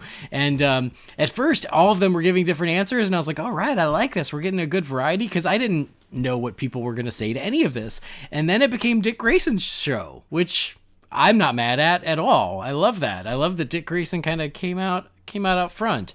But some really good, strong answers there. I dig it. Yeah, definitely. And I mean, seriously, if there was ever a question that there's not really a wrong answer to, it's got to be this one, right? Yeah, amen to that. And I got to give a special shout out to Brian. He mentioned it real quick. Brian has done our cover art, or like the logo for the show since the very beginning. And so he did a new one for episode 100, and then he just did a new one for episode 200. So huge thank you to Brian for that. We appreciate it.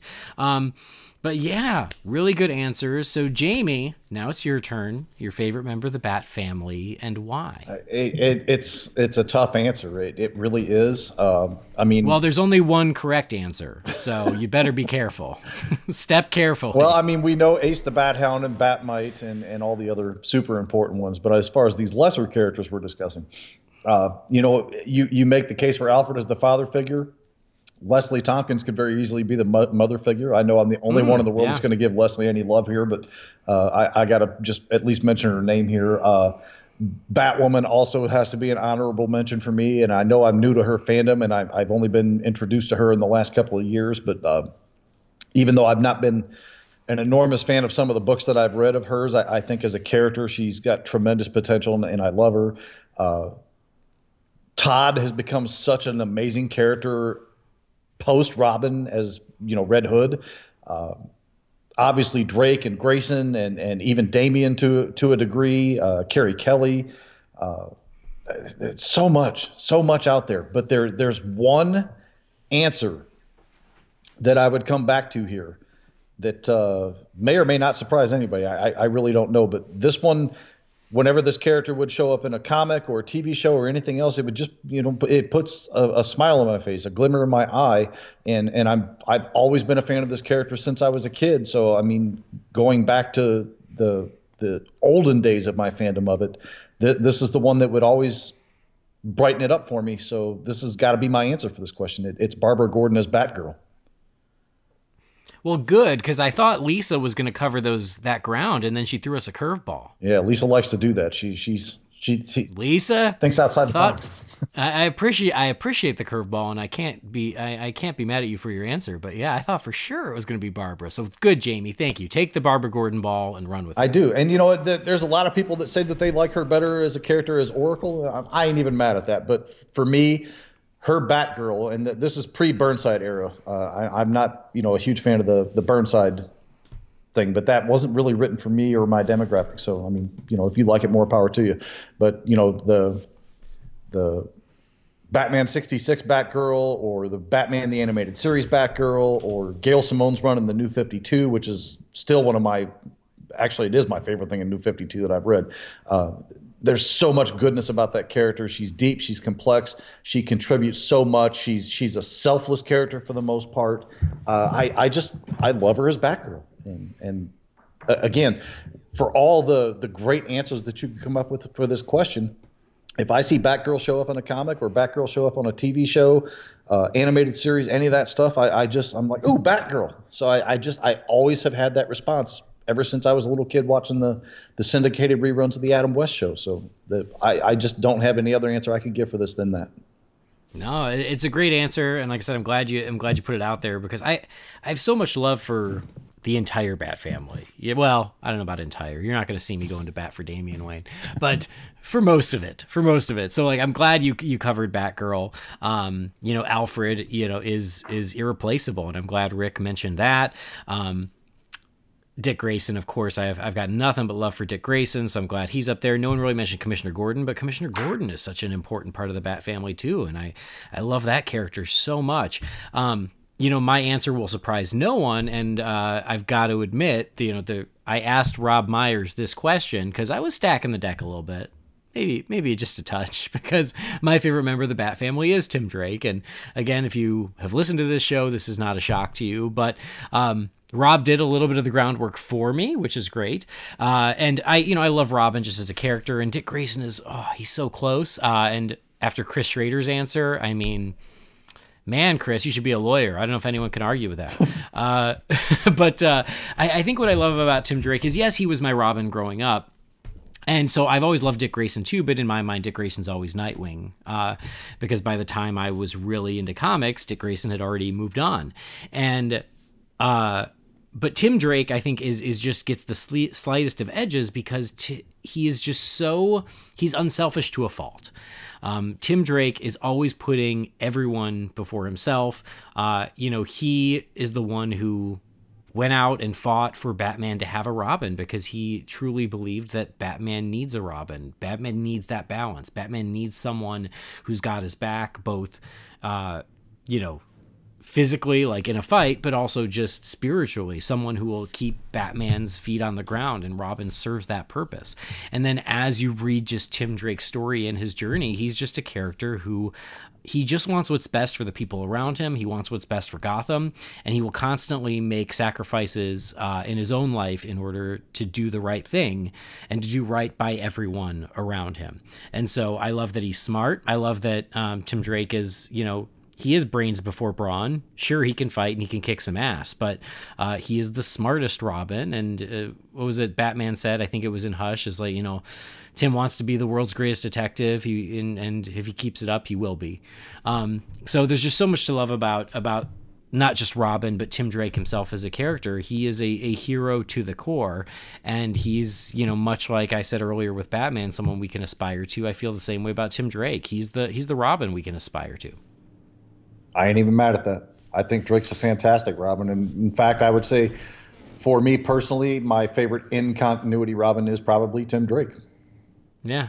So, great answer. And again, there's not a lot of wrong answers here. And I liked seeing some of the love spread about the Bat family, which is really cool. There's so many answers that could be given. I mean, seriously, think about the extended family of it. I mean, like, Superman's got Lois Lane, Jimmy Olsen, John Henry Irons, arguably Superboy or Krypto or any of those. But I mean, if you went down a list and named off somebody's surrounding supporting cast, who has a more expansive, important, and impressive roster than Batman? For my money, nobody. Not even close. No. Well, and that's it's just another layer to Batman's world that makes it so special and makes us love it so much. Because it's not just Batman. Batman's great. And it's not just the villains. The villains are great. And it's Gotham. And it's the toys. And it's by toys, I mean the Batmobile and the Batwing and the Batcave and all that. But like, his entire cast of characters, and it's not getting smaller. We keep meeting new members of the Bat family. It's a whole world unto itself, and I think that's the world that we're in love with. Agreed. So speaking of those villains, I did flip for this next question. Taking a step away from the Bat family, and now asking some of our pals who is their favorite Batman villain and why.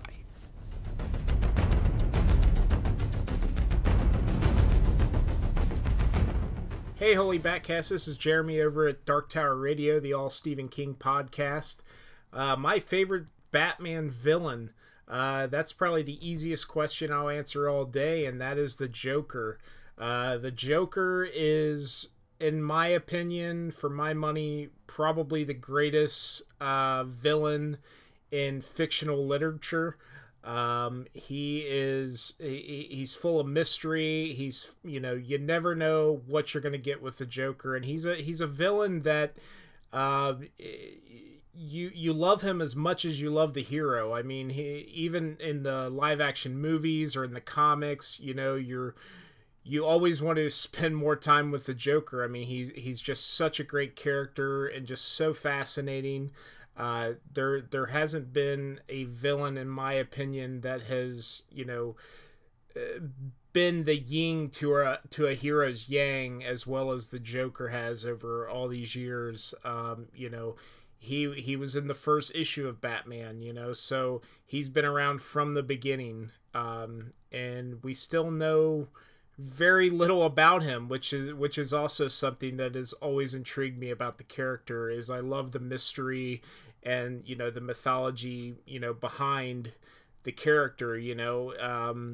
We've gotten so many different iterations of the character over the years, through the comics, through animated series, through live action, and in my opinion, they're all valid. They're all the Joker. The Joker is a character that I think can be anything. It could be.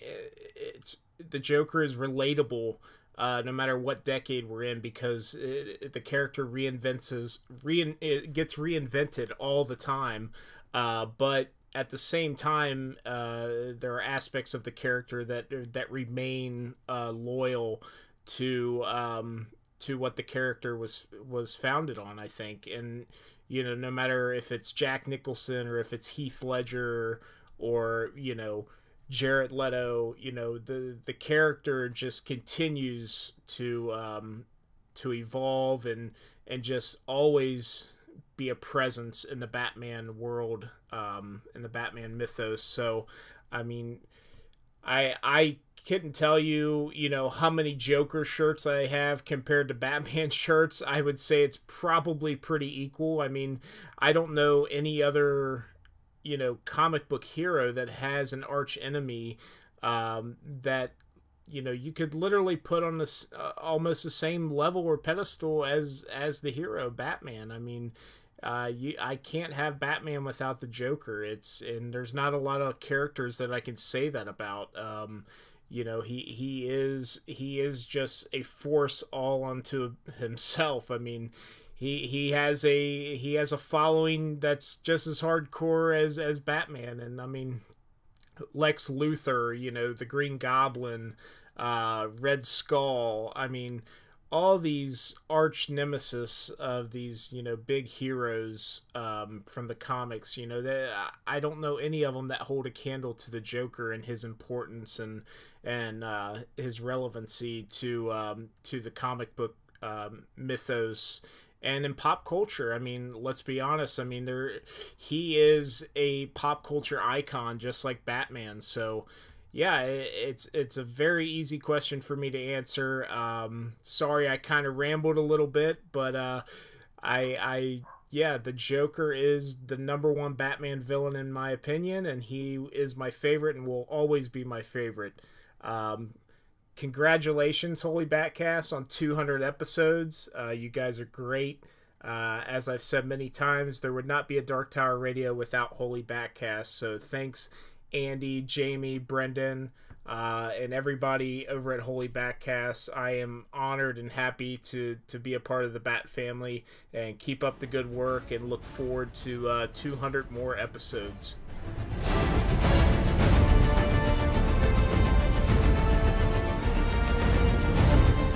Hello, Andy, Jamie, Brendan, Jeremy, and every other co-host of Holy BatCast. Tim Rooney here, host of the Anything Goes podcast and Please Rewind, the RF4M Retro Show. Want to wish you a happy 200 episodes. That's quite an achievement right there. That's fantastic. And I've been asked to take part of this, a podumentary, if you will, or documentary in podcast form. And my question is, who is my favorite Batman villain and why? This might be a little bit of a cliche, but my favorite villain is the Joker. I know that's such a standard answer, and I'm so basic. But then again, I'm part of a podcast with Andy and Jamie right there. They are very basic. Just when we get to September and October, anybody who's a new listener, you'll know why. So the reason why Joker is my favorite villain is because he is so malleable, much like Batman himself. Because you take certain stories, and whether it be, you could be very silly and almost family friendly, the Joker can work for him, or very dark and serious, and the Joker can work for those. You can't say that about all of Batman's rogues. I mean, you can't do the same thing with Firefly. No offense to the Firefly fans out there or anything, or Two-Face. Sometimes, like, yeah, you can do silly stories, or you can do much more serious stories. But there's just something about Joker and Batman's relationship that just is fascinating to watch, read, and listen to. So that's why the Joker is my favorite of the Batman villains, and probably my favorite story that has the Joker in it is either the episode Almost Got Him from the Batman the Animated Series. I mean, spoilers, that's my favorite episode of all time from that show. And the other story that I really enjoy, of course, you have The Dark Knight with Heath Ledger. I mean, just the interrogation scene alone is just, it's a masterclass of acting and storytelling to watch. And every now and then I'll just pull up that scene on YouTube just to watch that and to see how the wheels turn and how the conflict escalates to such a degree in that. And finally, Arkham City. I love Arkham Asylum is my favorite game in the Arkham franchise, but Arkham City just really ramped it up, that relationship between Batman and Joker, how these characters are so diametrically opposed to each other. Like, Batman's so dark and he wants to be very unassuming and everything, even though like he is there to be theatrical and scare the villains and everything. Joker's out loud and proud and wants everybody to see him for all his glory. It's really just amazing and mesmerizing to see their relationship develop that has been for nearly 80 years at this point. And so that's why my favorite villain is Joker.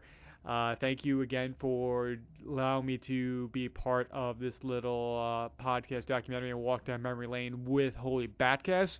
Thank you so much for all the content you guys provide on a weekly basis. It is really fascinating, and it's something like, all right, I try to do my own podcasting. Like, if I can just reach the levels of like the excellence of the show, then I think I'm on the right path. So here's the next 200, and I'll be talking to you guys soon. See ya.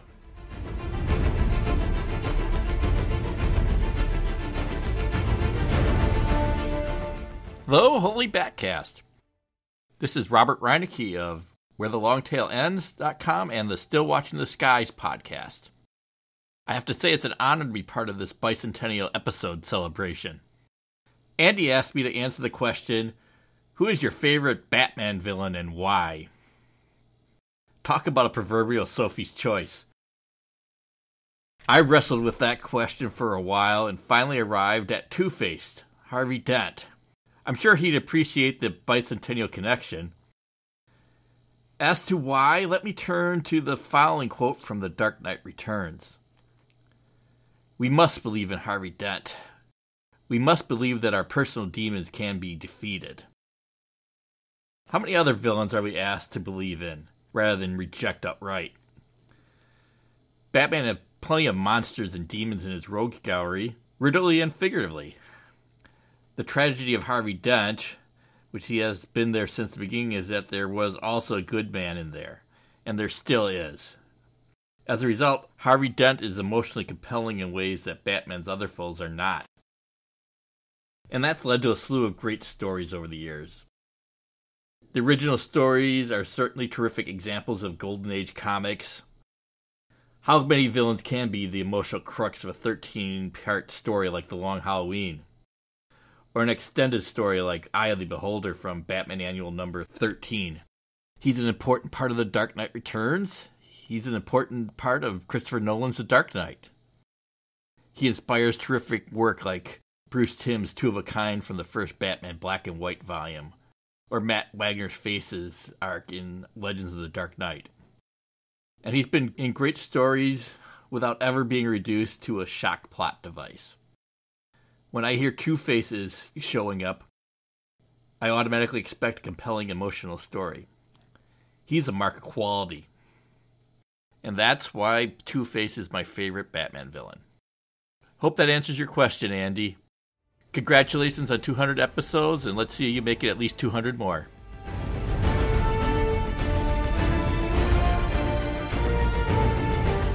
The first page of one of my favorite comic book stories features a prostitute.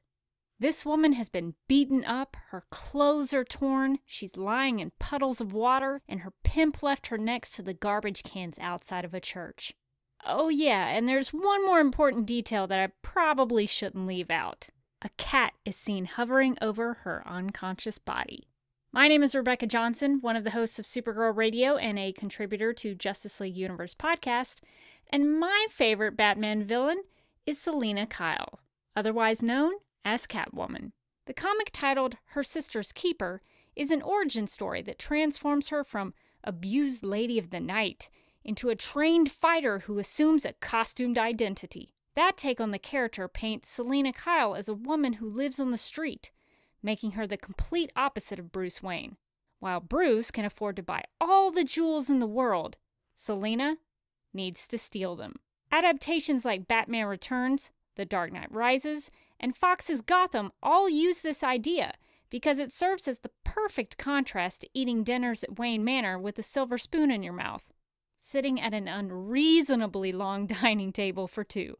For most of her history, Catwoman's relationship with Batman is complicated because she represents an attraction he can't give into because of her criminal status. But she has also been written and portrayed as an anti-hero and crime fighter who cares for and protects the people in Gotham City's East End. Personally, I prefer it when she's a little bit of both. Towards the end of Her Sister's Keeper, Batman questions Selina Kyle's sister Maggie about the Catwoman.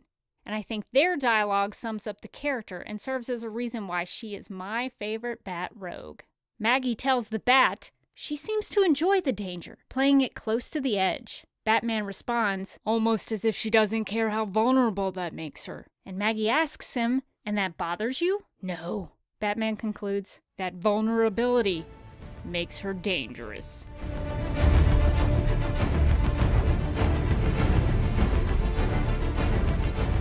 Hey guys, this is Carlos from the Hey Do You Remember podcast. First off, congratulations on 200 episodes. That's incredible. I know how much time and dedication goes into even just recording a podcast, let alone the production of it. That's an insane accomplishment. You guys should be very proud of yourselves. You guys asked me to answer the question, the very simple question, who is your favorite all-time Batman villain? And honestly, when I got the question, I was pretty sure it was just going to be quickly in and out. I was just going to say, yeah, the Joker. And isn't everyone's favorite villain the Joker? And then move on. But as I thought about it more and more, I tried to give this some real serious thought. And I realized that my favorite Batman villains are the ones that are sort of a funhouse mirror version of Bruce Wayne. And as much as I love the Joker, he just isn't that. He is obviously an iconic villain. He is Darth Vader. He is Jaws, but he doesn't present anything personal for Bruce Wayne. So that led me to my pick. It's Harvey Dent, Two-Face, and it's for the following reasons. First off, Harvey Dent was also a crime fighter in his own right. He was the district attorney, and he believed in the same systems of justice that Bruce Wayne did and that Batman does, until that was taken away from him. And then he snaps. He crosses the line that Bruce is always straddling, that Bruce has to keep himself in check from ever crossing. And I think that's what's so interesting about Bruce's dynamic with Harvey is Harvey Dent in a lot of ways presents us with the stakes for Bruce Wayne. If Bruce ever lets Batman, this Batman persona that he's created, get out of control, he could become like Harvey Dent. And he must never let that happen. And it's just so interesting to see that sort of dichotomy there, that dynamic between those two. And also, Harvey Dent presents us with, and it really presents Batman with a reminder of a time that he failed, a time that he couldn't save his friend. And so his interactions with Harvey must always be personal. That was his friend. That was his ally in the fight against crime. And now he's his enemy. That's gotta hurt every single time. And it's got to make Batman almost feel like partly responsible for the crimes that he is now fighting in the faces of Two-Face. So I just think that's super interesting. There's so much gravity there. There's so much drama between those two characters that I think that is why Harvey would be my all-time favorite Batman villain. But wait, there's more. The more I thought about it, it goes even beyond Harvey. Harvey is the symptom. My favorite Batman villain of all time is Gotham City.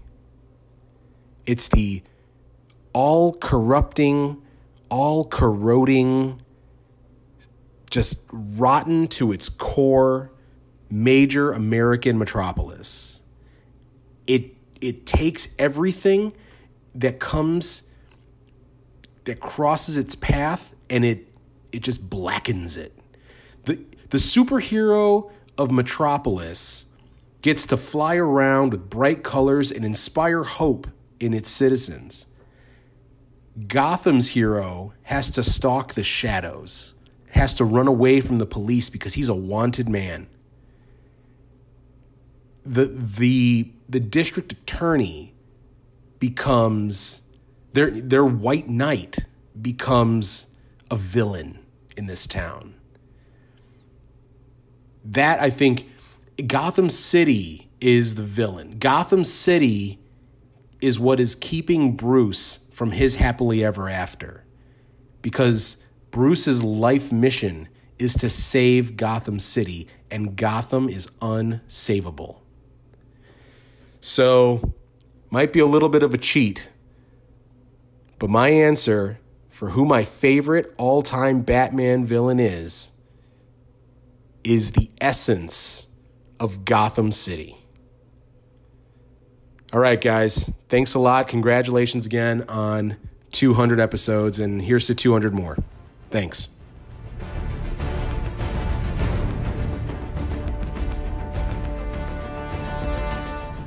All right. Some more good answers. There was some thank you. really fascinating perspectives in those. I know, right? So thank you, Jeremy Lloyd, Tim Rooney, Robert Reinecke, Rebecca Johnson, and Carlos Freites. I don't know how to say your last name, Carlos, from Hey Do You Remember. I'm glad I left Carlos to last, because he went above and beyond.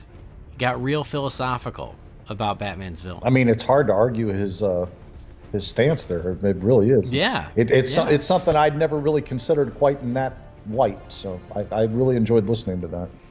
Yeah, I mean, Gotham creates these villains. But we had 2 Jokers, a Catwoman, and 2 Two-Faces, really. And I was really surprised that Dent got as much love there as he did. Not that he's not worthy of it, mind you, but I would have almost expected that to have been like 4 Jokers and 1 Catwoman, because somehow I knew Rebecca would say Catwoman, but that's all right. I dig it. Catwoman's good. I really like her perspective on Catwoman and how they're kind of opposites as far as their backgrounds and everything too. That's really something that's not often considered with her, at least not in the perspective that she presented it with. Right. So, I mean, this is much like Bat Family, not a lot of wrong answers for favorite Batman villains. And, Batman villains, I think we all know it's an embarrassment of riches. He's just got the best rogues gallery in comics, period. Full stop. Who compares? Who's even close? At me all you want, because you'll lose. Exactly. I mean, there's even his I know it's semi-disrespectful to say it this way, even his more joke-type villains are more colorful and memorable than, say, I don't even know who to use as an example, but like other guys, they'll try to develop a villain for him, and maybe they don't quite work out, and you just never hear from him again, and then 10 years later, some other guy will try and take a shot, and that doesn't quite work with that character. So, I mean, Batman's just... even the ones that are considered lesser tier are ones that most fans know or have heard the name or are aware of, like an Egghead or a Condiment Man or a Kite Man or something along those lines. I mean, a lot of people, general populace or whatever, if you say Condiment Man, they think you're kidding, but... Condiment King, Jamie. This is a Batman podcast. Excuse me. Condiment King. Even I don't even know them all. So. Yeah, I'm just saving you some emails. Whatever. You get my point, though. He has easily the most recognizable, I think, in my opinion, and it's hard to argue. I would really I would welcome somebody trying to argue who has a better, more vast rogues gallery than he does. And I know Flash has a reasonably solid rogues gallery, but just by sheer numbers, Batman overshadows that. I mean, it just Superman has some, Luthor and Brainiac and Mxyzptlk, or however you say that guy's name. He's got some really solid, strong ones in there too. Doomsday, but Superman's rogues gallery is maybe a fifth of Batman's, and that's probably being generous. So I mean, just there's so many that have been done over the years, and so many great ones, and so many pretty good ones, and so many, that guy's, I don't really want to read any more about him, but I still remember his name or something pretty close to it. I mean, it's incredible that has maintained the way that it has, and somehow they still always manage to add characters in, and in Batman's case, more often than not, they stick. I mean, even characters like, say, Anarchy. Like, Anarchy is not the greatest Bat villain, in my opinion, but, he was introduced 25 or 30 years ago, and he's still around today. So, I mean, the choices are, as you put it, and this is the most apt thing I can use to repeat it, it's an embarrassment of riches. It really is. Yeah, indeed. So, now is your turn. Please shock us all with your unexpected answer, because I'm going to do the same. Everybody clutch your chest, because I'm pretty sure anybody who's listened to more than 5 episodes of the show knows what's coming out of my mouth. It's Ra's al Ghul, or Ra's al Ghul, if you will, however you want to choose to say it. I prefer Ra's, because that's how I've always said it in my head, and I'm sticking to it, so don't at me about that, because I don't want to hear it. But, if you want me to give the reasons, I've given them before, but as briefly as I can sum it up, he is so much, to me, on equal footing with Batman, as a physical threat, as a mental threat, as the supporting cast. I mean, he doesn't have quite the amazing supporting cast that Batman does, but, again, sheer numbers work for him. He's got this whole organization underneath him that's willing to do whatever he wants, down to dying just by a simple voice command. But I think the thing that I've appreciated the most between the two of them, going back to the earliest Ra's stuff that I've read, which would have been probably Bride of the Demon or Son of the Demon, whichever one of those came first, the mutual respect that the two have for each other, being Batman and Ra's al Ghul, that they can be in a room and that they know what the other's motives and ideas and ideals and all of that stuff are, and they appreciate it. They just maybe don't agree with the methods that the other uses to carry them out. I just don't know of many other villains that stand on that footing with Batman, where they carry that mutual respect between each other, even though they may be mortal enemies down to their very core. They're not always at odds as far as fighting or any of that other stuff. They just maybe would say, we should do this differently. So the complexity of the relationship that those two have as hero and villain in this case is just really special, really unique, not something you see very often. He's almost like a Bond villain, but taken to 5 levels deeper than what most of those are. And I just have always appreciated that relationship between those two, and that they literally couldn't be more opposite, but almost the same on so many levels. And I know that you can make that argument with Joker and so many others, being mirror reflections, photo negatives, whatever. But to me, Ra's is just on a different level than some of these other guys are. In fact, most of these other guys are. Yeah. I mean, and that's true, and I think that a couple folks kind of mentioned it as they discussed it, is the best Batman villains are the ones that are a distorted mirror of Bruce. That's where Two-Face comes in. I think Ra's al Ghul, Catwoman, even the Joker to an extent. There's that is what makes them compelling, is they take something that's special about Bruce or Batman and they twist it, and then they have more in common than probably Bruce would be comfortable with, but that's what makes that dynamic compelling. So no one else gave us Ra's, so I'm glad that you got to hit that note. For me, my favorite Batman villain is Joel Schumacher, because nobody has taken Batman out of action longer than Joel Schumacher. It's funny because it's true. Bane broke Batman's back, and he bounced back faster than he did after Batman and Robin. I'm just saying. Anyway, no, my real answer is much like Jamie's, not at all surprising at all, but it is the Riddler. But again, I love so many Batman villains. I do love the Joker. I do love Two-Face. I love Ra's al Ghul. I love the Scarecrow. I love Mr. Freeze. I love Catwoman. I love Poison Ivy. I love Harley Quinn. Like, they're all great. But I just have this little special place in my heart for the Riddler, and I don't even have a great reason for it. I just do. I think part of it is nostalgia-driven because of Batman 66. I just think Frank Gorshin as the Riddler was brilliant, and whenever it was a Riddler episode, I was happy. He excited me. He was fun to watch. And then I think he's got a great look. He's got a great design. And I love them in that he challenges Batman in a very different way than a lot of the other villains do. You know, Batman is one of the best fighters in the world. He is the peak of human fitness or physicality. And none of that matters against the Riddler because the Riddler challenges him on an intellectual level. He makes Batman work for it with his brain. And so I just love that when it comes to the Riddler, Batman can't punch his way out of that. And it just gives it a much more unique and different dynamic. And I think because of that, I think the Riddler stories, writers get to be a lot more creative with putting into action these very detailed machinations of what Edward Nygma is up to and having to make Batman truly live up to being the world's greatest detective and figure it out and still find a way to defeat him.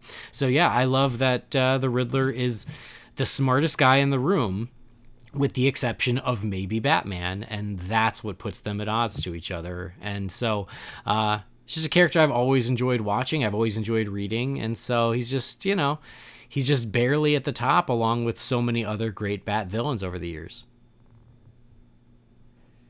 Right on. Right on.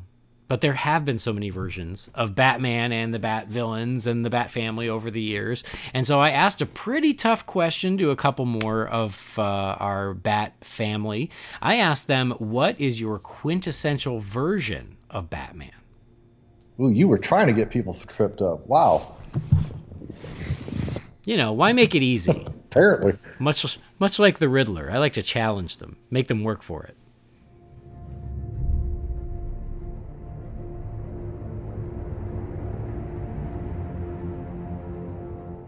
Hello, everyone. This is Scott from the Suicide Squadcast. I am so honored that Andy asked me to answer a Bat-centric question for the 200th episode of the Holy BatCast. I might not be a Bat brother from another mother, but I guess I'm a Bat cousin? I don't know. Definitely not Alicia Silverstone. Don't get me confused there. Andy was so gracious, and he wanted me to answer a question.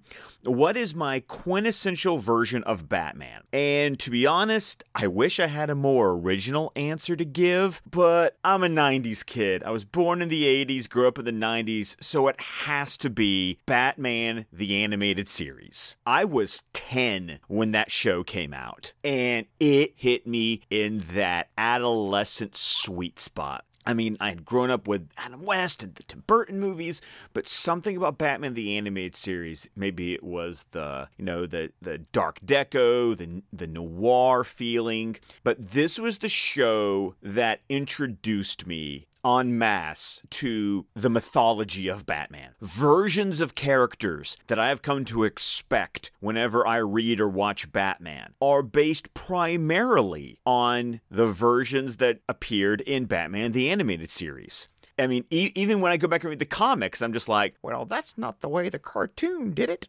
And because that is what is so ingrained in my brain. I mean, I watched the entire original run of the show live as it happened. After school, 4 o'clock, Monday through Friday. You know, it was, as I've documented before, it was like the, Mom, get home, let's get home now. And, you know, I had to be there to watch it. And then when it moved to Saturday mornings, I would watch it then. And yeah, I missed a little bit and had to do a little catch up with the with the transition to the new Batman adventures when it went to Kids WB. But it is something that I swear I am in my late 30s, and I have been obsessed with this show since I was 10 years old. I mean, Kevin Conroy's voice as Batman, Mark Hamill's voice as the Joker, all of these characters, the actors who portrayed them on this show are the voices I hear when I read the comics. That is the impression this show gave. This show taught me who I thought every single one of these characters was supposed to be. I remember in 2004 when the box sets of the DVDs first started coming out. It was like I couldn't grab them fast enough. When the Blu-ray came out, late last year, I was pre-ordered since day one. This show, these characters, this mythology, this continuity has just been ingrained in me, and I have followed it through the entire DC animated series. I've collected the tie-in comics and even into the other versions of the character that have continued to share the voices. This is what I think of. This is what I measure up to when I think of Batman. I mean, so much so that when I first appeared on Holy BatCast and I was asked the question, what is your favorite Batman movie? I to this day will say Batman Mask of the Phantasm, the theatrically released film based on the animated series. That is my answer. To this day, it is still my answer. If you allow me to group live action and animation, all of it together, Batman the Animated Series is my jam. I continue to love it. I continue to rewatch it. I can never imagine a time when I won't be rewatching it, and I cannot wait till the day comes where my children are old enough where I think it will be appropriate for them to watch this show as well. So that's my answer, Andy. Who is my quintessential Batman? It's Batman the Animated Series. Thank you so much, and a happy 200th episode. It's amazing.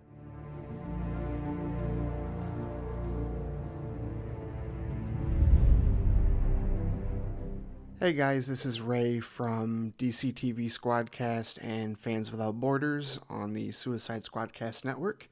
I was asked by the fine gentleman at Holy BatCast to answer the question, what is my quintessential version of Batman? And this is it's not an easy question. Obviously there have been so many different versions of Batman over the years, many that, that we're all familiar with. And when it comes to quintessential, you get right down to it. The definition of the word quintessential is representing the most perfect or typical example of a quality or class. And for me, I think that my answer to this question is probably Kevin Conroy from Batman in the Animated Series. And, it isn't just his voice. His voice obviously is impeccable, fantastic. Really one of the best Batman actors to approximate the balance between Bruce Wayne and Batman really well. You know how you have Batman actors, it's like a lot of times one of them can do Bruce Wayne well, the other can do Batman well, but they never totally get that balance. Only a select few, I think, have really been able to get that balance. And Conroy absolutely has always been able to approximate that balance. But I think beyond that is, I grew up with Batman the Animated Series. It was my favorite cartoon growing up, and it's still my favorite animated show of all time. And I spent many a happy Saturday morning watching it, and, after school when it was on in syndication 5 times a week at like 4:30 in the afternoon. I've seen every episode of that show so many times. And to me, the reason that I consider it the quintessential version of Batman is because I think it does the best job of approximating what he is in the comics to the screen. And yes, it's animated, so, obviously, they have different advantages animated as opposed to live action. Different things that they can do with him in terms of his gadgets, in terms of his costume. They can give him the white eyes. They can really make it, they can give him the cloth gray and blue look, with the darkness and whatnot. They can do stuff with the shadows, and obviously the dark deco animation style that show really made popular was really awesome. But to me, the thing that blows me away about that particular version of Batman is, growing up, I didn't read a ton of Batman comics. I mean, I read a couple here and there, but it wasn't like anything that I read religiously. So my exposure to Batman really came from the movies and from any of the old TV shows or anything like that. And I remember when I was younger and I was watching Batman 66, anybody who's seen that show, there are like a ton of rogues, right? Like it seemed like every week there was a new villain of the week, and they just had, they made a bunch of them up, right? Or just had all manner of different villains, etc. and whatnot that they just, came up with for that show. And I remember when I was a kid, I thought the animated series was doing the same thing, essentially, because I'd see all these villains that he'd be facing, whether it was Clayface or Clock King or Condiment King or some of the others, and I'm like, it seemed to me that the cartoon was doing the same thing. And then as I got older and did my research, did my homework, I realized, no, these are characters straight from the comics. And, obviously they adapted their origins and whatnot a little differently. Two-Face's origin is obviously different in the animated series than it is in the comics. And the show did create its own characters like Harley Quinn, obviously. But to me, I feel like it represents the best balance of Batman from the comics into live action. And that's why I consider it the quintessential version of Batman, because it does the best job of approximating who he is and what he does in terms of the detective work, the intimidation, the gadgetry, the ingenuity, and all of his rogues that he has to deal with. I just think it's such a perfect balance. Really, it is. I know perfect is a strong word, but I really feel like it's a perfect balance of all of that in that show. So, yep, Batman the Animated Series. That's my quintessential version of Batman. Thanks, guys.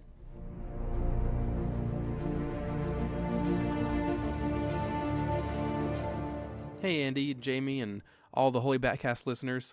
This is Ryan Haas from the Batman on Film podcast that everyone can keep up with online on Twitter at BatPod Network. I wanted to congratulate you all on the 200th episode of your podcast. I hope you have something super awesome planned that pays homage to the giant cake float that the Joker rides to celebrate Gotham's bicentennial in Batman 89, with the giant 200 in the front. But I digress.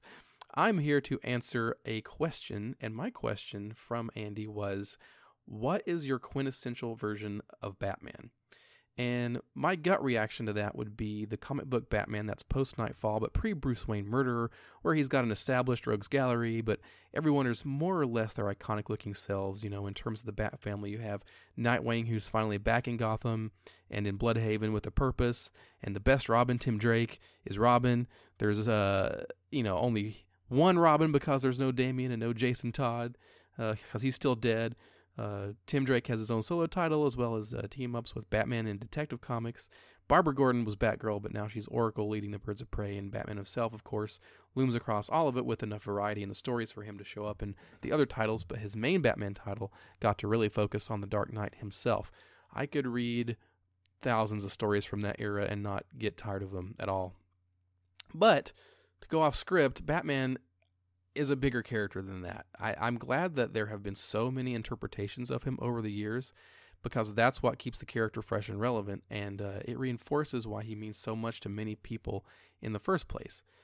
Even though what I just said is my quintessential Batman today, at this moment, it's not going to be my quintessential Batman tomorrow or the next day. Tomorrow it might be the Batman of the Tim Burton films, Batman and Batman Returns. It might be the Dark Knight trilogy, or it might be The Dark Knight Returns, or Batman Year One from Frank Miller, or even Batman 66, or Batman Hush, or The Long Halloween, or go back to the 70s and get into some Denny O'Neil and Neil Adams stories, or video games. Any game in the Arkham series is amazing and great storytelling. And, of course, the animated series like The Batman, or Beware the Batman, or Batman Beyond, or another constant quintessential Batman of mine and a lot of people's, which is Batman the Animated Series. So that's what makes this question interesting, because to me it really shows that there is a Batman for everybody, And for me, that means that I like and accept a ton of different versions and interpretations of the character. And the key thing is that as long as you have someone who can take the pain and tragedy in their life and channel it to become something in the shadows that even the bad guys are afraid of, then you have Batman.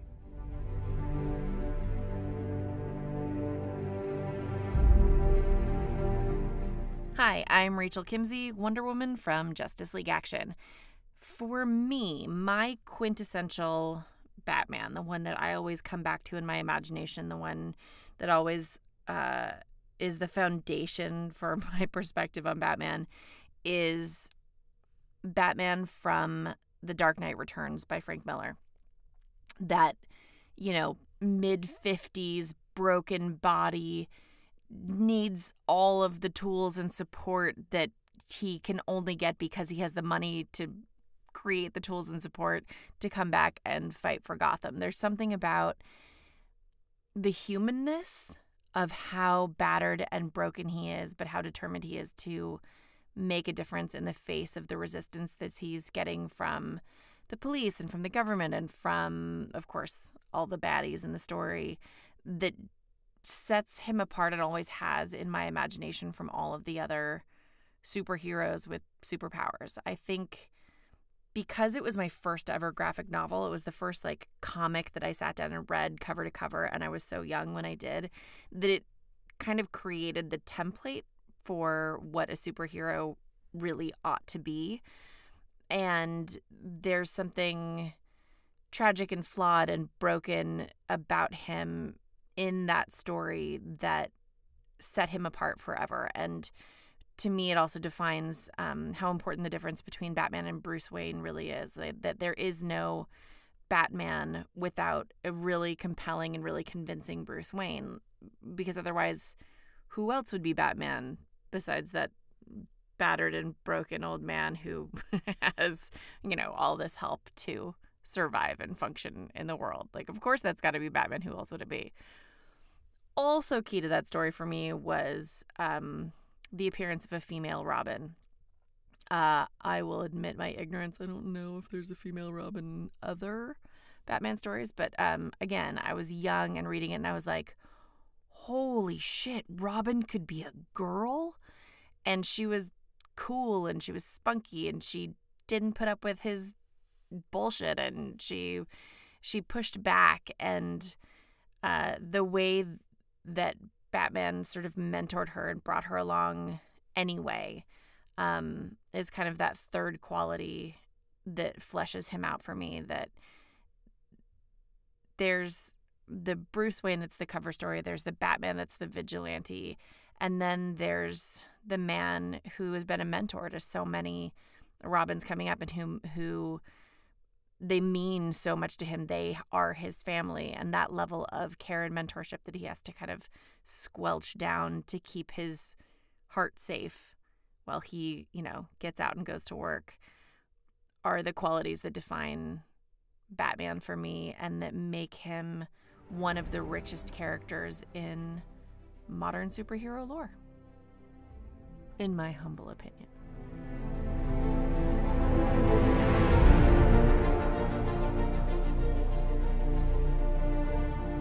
All right, that was awesome. So thank you, Scott, Ray, Ryan, and Rachel. Thank you for answering that question. When we got some of those recordings, I was like, Jamie, Rachel's answer might be too much for you. He did warn me that, sometime back, that this is like the only preview I had of what was going to happen tonight as we did this.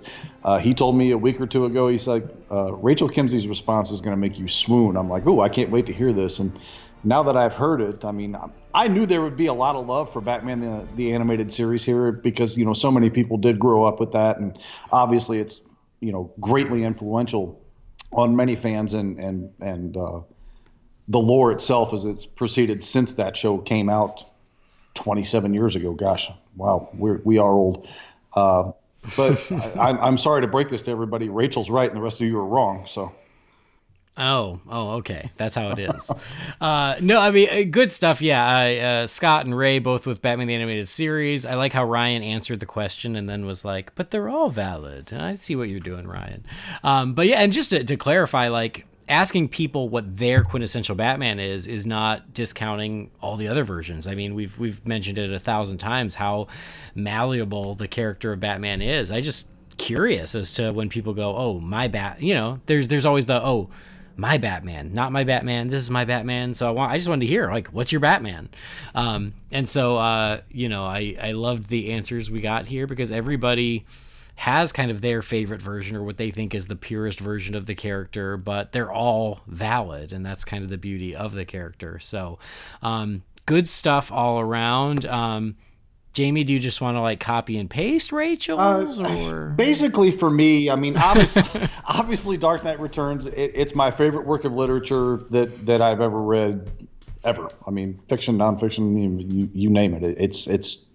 I love that story. It's amazing. I revisit it often. I don't think there's any story that I've read more often than I've read that, although I'm pretty sure Infinity Gauntlet is right on its heels, but that's for a non-Batman matter. There's so much influence that book had on everything that came after it.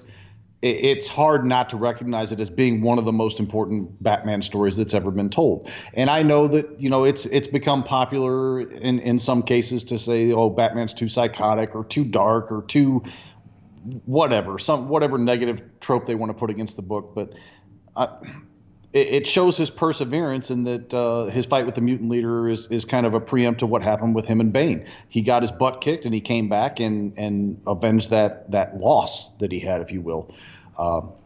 He stopped being Batman. He retired because the one enemy that Batman is not going to be able to defeat, or at least one would assume, is Father Time. Father Time's undefeated. That's what they say to these athletes in professional sports and everything. And, obviously this would apply in some level to Bruce Wayne as well. And he retires for 10 years or whatever the number is and realizes that the city's become an absolute hellhole in his absence. So he feels it's his responsibility to take that back on, even at his advanced age and not having the physical prowess that he once did. He just feels compelled to come back out and stop the madness, if you will. And, him coming back out triggers the villains coming back out, which has, been a huge popular thing doing with Batman, probably in the last 20 to 30 years, is saying that Batman is the catalyst that brings these villains out of the woodwork to begin with. The Arkham doctors or whoever want to blame him for these villains even existing in the first place. So, that element is present here. There's just so much that you can take out of this book that seems to have bled into, even though the book is obviously considered not to be in canon, if you will. It's almost like an Elseworld story or the last Batman story, whatever you want to call it.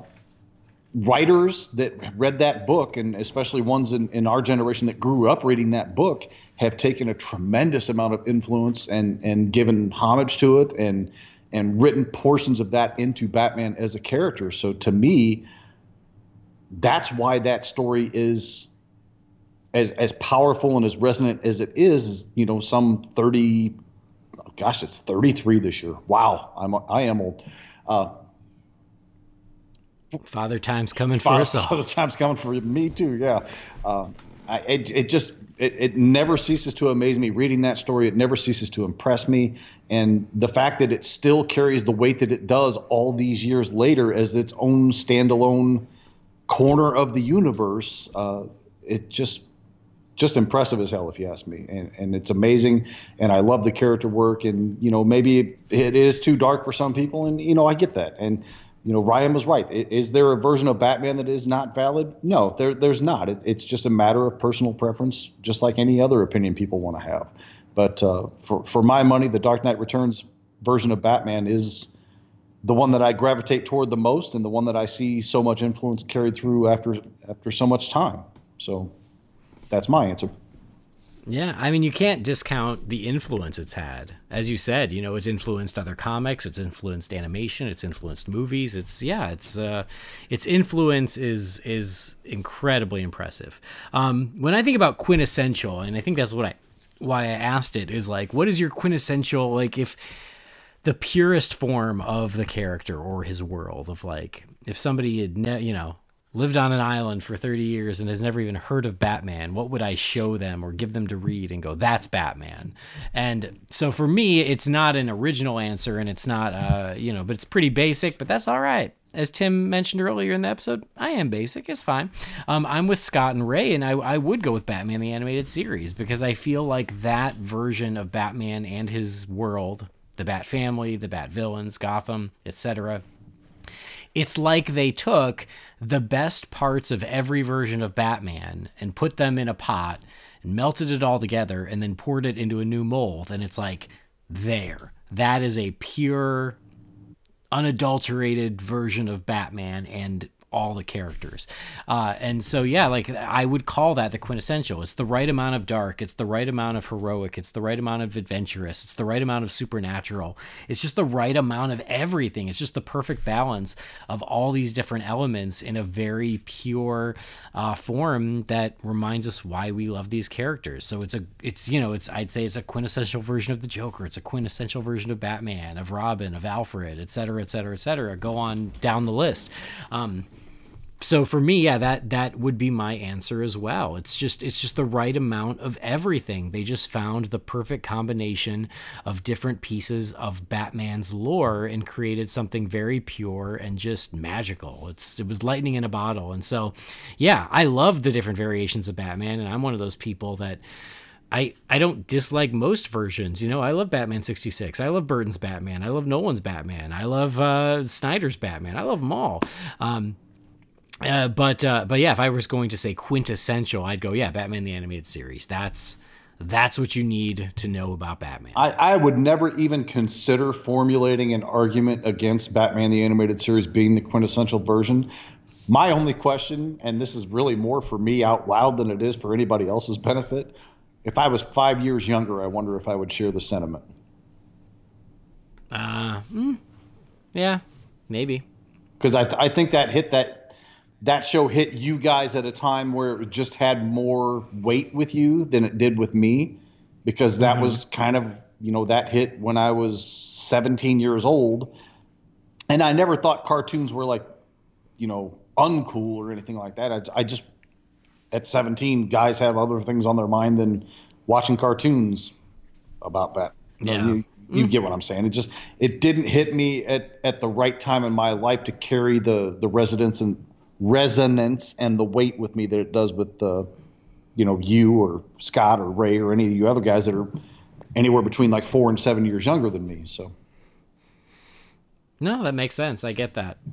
All right, one last question, Jamie. We're in the home stretch. Thanks for hanging in there. Everybody who's still listening, God bless you. Thank you for hanging in there too. I thought this would be a long one. I didn't think it would be this long, but just goes to show what happens. We start talking about Batman, we get other people start talking about Batman, and before you know it, a day has passed. Anyway, one last question here, and this is looking towards the future. We talked about what made us fans and memories of Batman and favorite parts of the Batman mythology, but now looking forward, I asked one final question to a couple other folks. This question was, what are your hopes for the character of Batman and his world in the future? And I didn't give any other stipulations. That could mean comics, it could mean movies, it could mean TV, I don't know, it could be anything. So let's see what folks had to say.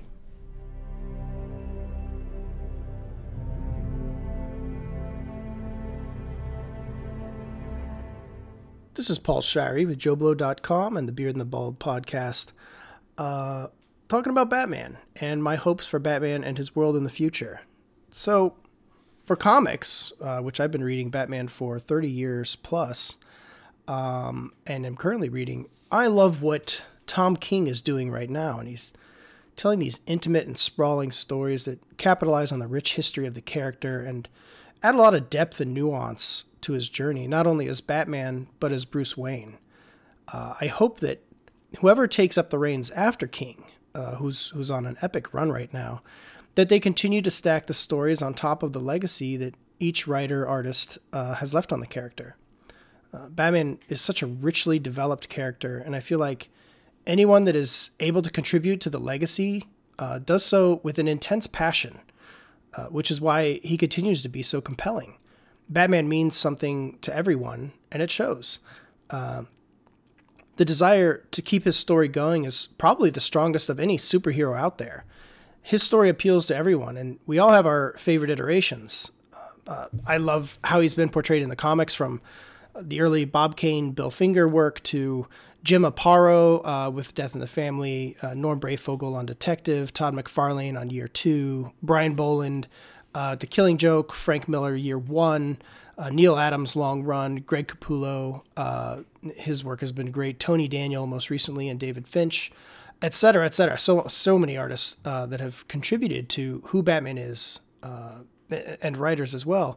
Everyone leaves their mark on the Dark Knight legacy, and more than anything, I just want to see it continue just the way it has. For the film version of Batman, I think the 1989 Tim Burton Michael Keaton film left an indelible mark on the Dark Knight legacy and has forever cemented his image in the collective world populace. In the same way that artists and writers have left their mark in the comics, the filmmakers and actors have done so with the films, adding to the continued richness of the character. From Burton's original takes with Batman and Batman Returns with Michael Keaton, to the more colorful and playful version that we got from Joel Schumacher's Batman Forever with Val Kilmer, and Batman and Robin with George Clooney, to Christopher Nolan and Christian Bale's dark and gritty version of the Dark Knight trilogy, and then most recently Ben Affleck's portrayal and Zack Snyder's Batman v Superman, Justice League, and David Ayer's Suicide Squad, and then up next with Matt Reeves' Batman, whoever he ends up casting. We've gotten a variety of takes on the Caped Crusader that make him a legend that continues to be passed from generation to generation. I love that mythological aspect of Batman. He is as much a Greek god as he is an urban legend, and every new take maintains the love, passion, and respect for who he is and what he represents. My biggest hope is that the simple tradition of passing the bat torch from creator to creator continues with the same level of passion, creativity, and respect to both who Batman and Bruce Wayne are for many generations to come.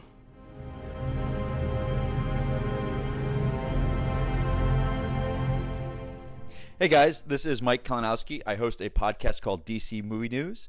Andy was very kind enough to ask me to kind of give my thoughts on some Batman stuff for his 200th episode of his podcast. The question I was given is, what do I hope for Batman in the future? And I'd asked, was this movies, TV, animation, what do you want? And he said, just everything. So here we go, my thoughts on everything with Batman and I hope for the future. Starting with comics, I think the comics are in a great place. I'm loving what they're doing. Tom King is fantastic. The new Detective Comics run is fantastic. I would love to see, and this is something they talked about years ago, a kind of like a Batman 66, but it was called Batman 89. It was a continuation of the Burton and Keaton films. And they even threw up some artwork, which I thought would have been awesome to see. I don't know, how rights work with it and, likenesses and whatnot and what they'd have to do. So I'm sure that's involved. As far as animation, I think the DC Universe app is doing wonders for DC. I think with the Young Justice coming back, I think it's a perfect time to get a new Batman animated series out there. I'm loving the films, and I'm so glad we're finally getting Hush. That has been like kind of the top one that I've wanted for a very long time, so I'm excited for that. I love how they're releasing them at the same time, whether it's digitally or Blu-ray, and also on the app, so it's gotten a lot of people into it, which is fantastic. But I think it's a great time. We've always seemed to me like we've always had an animated series out there with Batman, whether it was the animated series followed by the New Adventures, Justice League Unlimited, Batman Beyond, The Batman, which I know I'm in the minority, but I really like that show, Brave and the Bold, which was not one of my favorites, and then I really, really enjoyed Beware the Batman. I thought that was a different take. I thought it was a great companion piece to Green Lantern. It was that same style, and it kind of came out like a year later. The 2 seasons they released on Blu-ray are really, really good, so check that out. So I think it's a perfect time to get a new kind of Batman out there. They just dropped that news of the Batman Turtles team up, which is very cool. So as far as the animation, that's what I would see. Now, as for the movies, we just had Affleck finally saying he's out. Just was on Jimmy Kimmel the other night. So I've been an Affleck supporter. I love what he did. I think his BVS Batman and Bruce Wayne will go down as one of the best interpretations. Justice League was a different animal altogether because of what had happened, and not just behind the scenes with everything that happened, but also his personal life. So it's a different, I don't really care for that Batman Bruce Wayne in that film. But here we are. We're at a place where we're getting another Batman. And Bond, I say it like that is because I've been on my mind. It's Batman is now becoming like Bond. It's not where it's like a Robert Downey Jr. Tony Stark thing where when he finally leaves, we might not ever see a Tony Stark for a very long time. The mantle will be passed on. But with Batman, I think it's almost like a Bond now. We're just getting a different one every couple, whatever it is. So I'm always open to it. I'm always open to ideas. That Robert Pattinson idea was floated around. I'm not 100% on board with that, but that's my own personal issues with me as him and the whole Twilight thing. But yeah, so I'm curious to see, going forward what they're going to do. I always love this feeling of with a Batman film not knowing what's coming because we get the wave of the first costume and it's always trying to think of, I remember when we first got the first look at Batman Begins and the Dark Knight, the first shot of him was on the police car. So for me to see the suits, and it's interesting because people to me, they like, who's your favorite Batman? And so far to this day, I don't have a favorite Batman. I have not seen Batman done 100% the definitive way across the board. Like there's things I like in every single film. Like, I like Affleck's suit. I like Affleck's Batcave. I like the way that he fights. But I also, there's stuff from almost every iteration of the character in live action that I love. Even Clooney. There are some things I actually just recently watched Batman and Robin recently, and there's some really charming stuff with him and Bruce Wayne, and him in the Alfred moments are still great in that film. But I have not seen the kind of definitive version. I said this the other day on my show. It's like, to me, the Arkham games are the closest I've gotten to what I picture Bruce Wayne, Batman, the Batcave, his supporting cast, the gadgets, what it all looks like. So for me, the Arkham games are the closest.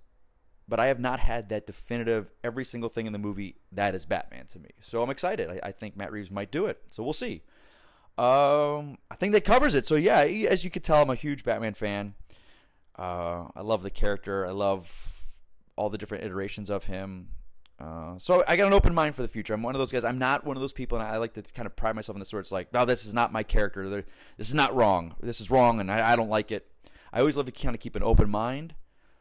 And hopefully, most fans will, because I remember was it September or August of 2013, and Affleck got announced, and everyone went in an uproar. And now everyone's sad that he's gone, and they're upset at WB, and that they're pissed off that he's left. But it just shows you go in with an open mind. I think that's Batman as a character that lends himself to reinterpretation over the years, as we've seen for 80 years now. Yeah, that's my thoughts. I hope you guys enjoy this. I'll talk to you later.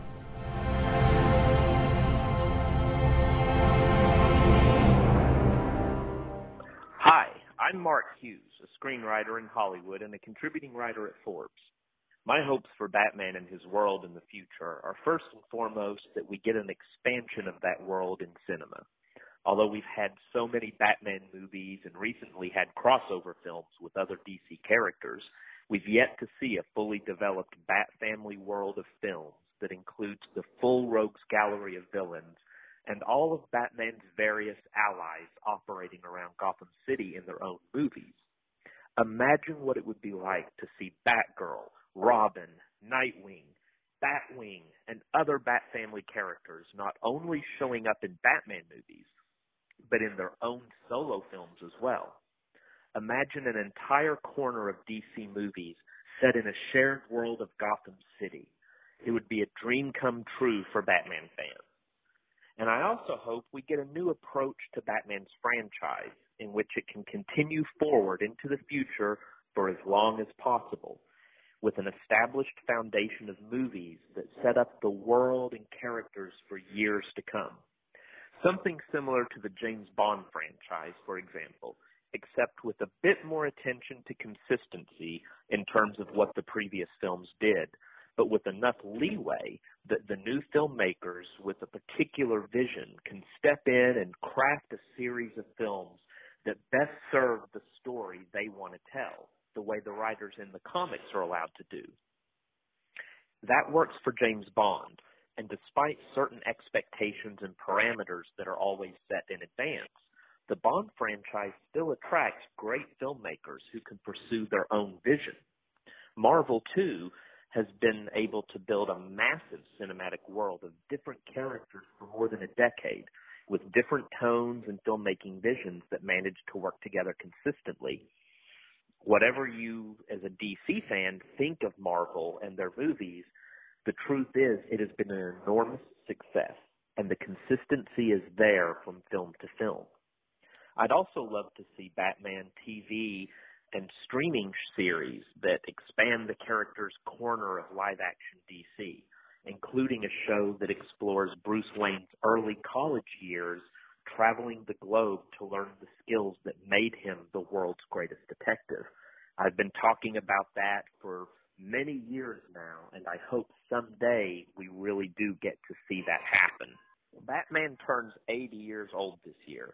He's been part of my life since my earliest childhood memories. So happy 80th birthday, Batman.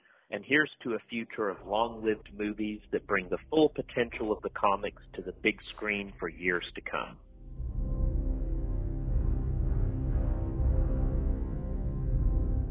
My name is Richard Citrone. I'm a stuntman in the film industry, and I've done stunts for a few superheroes here and there over the years. And what I would like to see in Batman's world in the future would be live-action content made that is taken from some of the popular Batman stories. Like, I know they touched on The Dark Knight Returns in BVS, but I still think that would make a fantastic movie, or like Hush or A Death in the Family. I think these stories would be really entertaining films.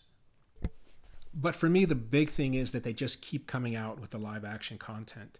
You know, as comic book superhero fans, we've been waiting such a long time for these movies. And I think, you know, a healthy competition is good. But whether you're a DC fan or a Marvel fan, I don't think you should ever be wishing that the other one fails. You know, because if these movies stop making money, then the studios are going to stop making them. You know, and I can only speak for myself, but I really enjoy them. And I'm sure anyone listening to this podcast really enjoys them as well. So this, you know, really support each other, and no matter what side of the fence you're on, and just hope that they keep coming out with the content. Because, you know, if you're a lifelong fan like I am, then this is some of the greatest times in your cinematic life. I mean, these movies are so entertaining and so much fun. So just enjoy them, whether Marvel makes them or DC makes them. So Andy and Jamie, congratulations on 200 episodes. That is fantastic. And I'm looking forward to the next 200. You guys take care.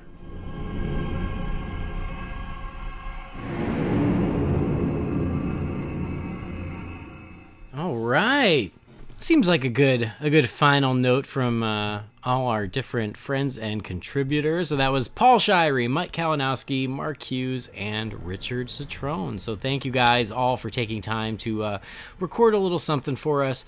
We appreciate it. Mark, we heard the car alarm. Don't worry about it. It's all good. That's what happens. At least it wasn't your dog, like Jamie Magoo. So, no, guys, thank you so much. And yeah, I know that's a bit of a tough question as far as our hopes for the future, but it's always great to hear everybody's different thoughts and insight on that. So, Jamie, what do you think? What are your hopes for Batman in the future? The comics, I don't know. They kind of roll up and down for me for the most part. You know, Paul mentioned that he's a big fan of Tom King, and I'm not, and that's okay. We can have variances of opinion, and it's all fine. And obviously, there's plenty of content out there. Like right now, I'm really loving Tomasi's Running Detective. I think it's as good as Tynan's was at the start. So I don't really know that I have much in the way of hopes for the future. I just hope that the content continues to be enjoyable for the most part there.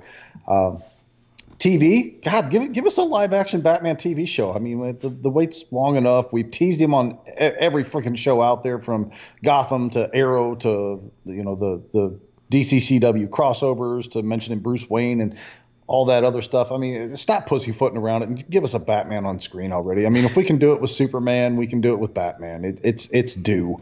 I'm not even saying give him a recurring series, although I'd certainly take that. Just at least let him show up in the capacity that, say, Tyler Hoechlin's Superman shows up on Supergirl. All right. I mean, there's going to be a Batwoman show, and there is a Titans show, so it feels like at least an appearance doesn't seem like asking too much. Exactly.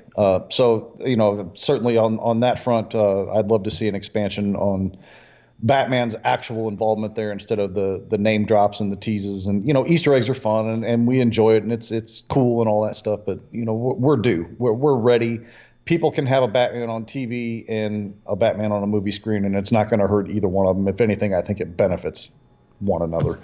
Cinematically speaking, it's the same thing I've been asking for forever. I love the Nolan films. As I mentioned earlier in the show, and I've mentioned numerous times on this show and other places, The Dark Knight is my favorite movie of all time. However, I would still like to see Batman in live action cinema move more towards a fantastical element. And I think that having him involved in the DCEU with the other Justice League characters, I think certainly took steps in that direction to expand that out. Having Batman have to deal with Doomsday. I mean, that's intriguing to me. I mean, it's not something that we'd seen before. So I want to see more of that progression for the character in live action cinema going forward. No, I mean, yeah, I agree with pretty much all of that. And with what a lot of what Paul and Mike and Mark and Richard all said too. I agree with all of that. For comics, yeah, like I don't feel super strongly of like, oh, comics needs to do this, because much like Batman's villains, comics is an embarrassment of riches. There are how many ongoing Bat books at the moment, so if you don't like one, just switch to another one and you might like it better. I'm with you. Tom King's run isn't doing it for me, but the detective run is, and so I still get plenty of great Batman content through comics. So as long as DC keeps up these Bat books, which they're not going anywhere, I'm pretty happy. So I like the idea of continuing. I think it was Mike that mentioned trying to resurrect that Batman 89 comic. Yeah, hell yeah, I'm all for that. For TV, I agree with what you said, is like, yeah, at least let him show up in some of these other shows. There are so many other shows going on in the DC universe in a live action where you can bring Batman in and it's fine. Like, people will get it. And I don't think there's a problem with that, so I'm all for it. I also would love a new Batman animated series. I'm getting a lot of great content from DC Universe, and I have all the, series from the past and everything. But to get another weekly dose of Bat content in animation, I would be all for. And I think that it's been a few years since we've had one, so I think it's time again. What I would do is I would essentially just take the Bat family from Young Justice and give them their own show. Because I love that version of those characters. I love that animation. I love that style. But just do that set in Gotham. Man, I think you got a hit there. And then for the movies, I also agree. I'm excited that we're getting another version of Batman on the big screen. And again, I want to say it's something that Mike said that I agree with, is as much as I love Burton's Batman and Nolan's Batman and Snyder's Batman, I still don't feel I've gotten, to go back to what we were talking about earlier, the quintessential Batman, I still don't feel we have gotten the quintessential Batman in live action in a movie. I feel like we've come close in various degrees, but never where everything comes in and just lines up perfectly. I'm still waiting for that. I'm still waiting to go, oh my God, that's Batman straight off the page and everything is just right the way it was with the animated series. I want to see that happen in a movie, and I'm still waiting for that. And I hope that that's what Matt Reeves has up his sleeve. And I think it was Mark Hughes. I agree with what Mark said about, not just Batman, but Batman's family and Batman's Rogues Gallery, and just creating this really great base for that world that the movies can just keep going on and on and on. I want the world where Batman and his entire Rogues Gallery already exists, and the Bat family already exists, and you can play with all those different characters and everything as it goes. It's, what we're hearing about Matt Reeves's movie is all very encouraging and exciting, and I'm all for it. And I hope he nails it, because I still think there is a lot of room to deliver us Batman on the big screen in a way that we haven't seen before.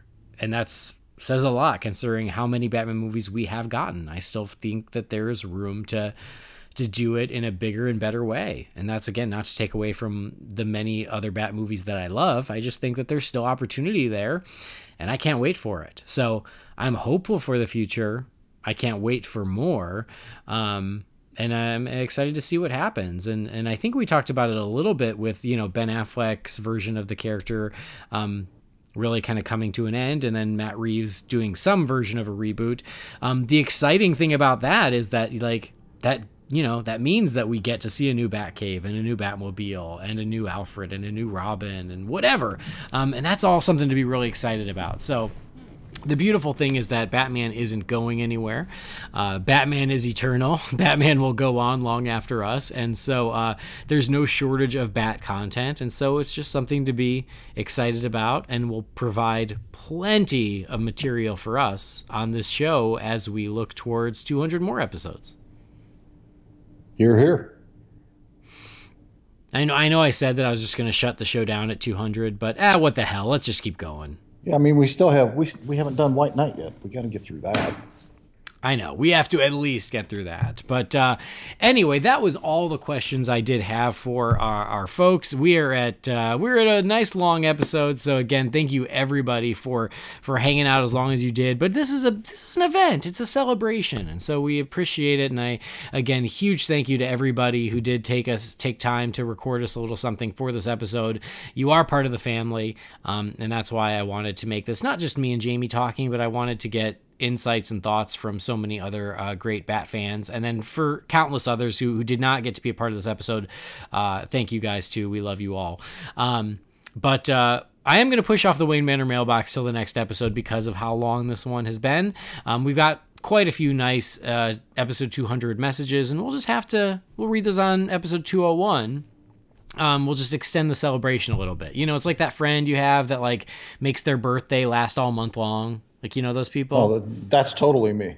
Totally me. We're just going to do that. My birthday was 4 days ago. I'm still celebrating it today. So yeah, I get it. I totally understand.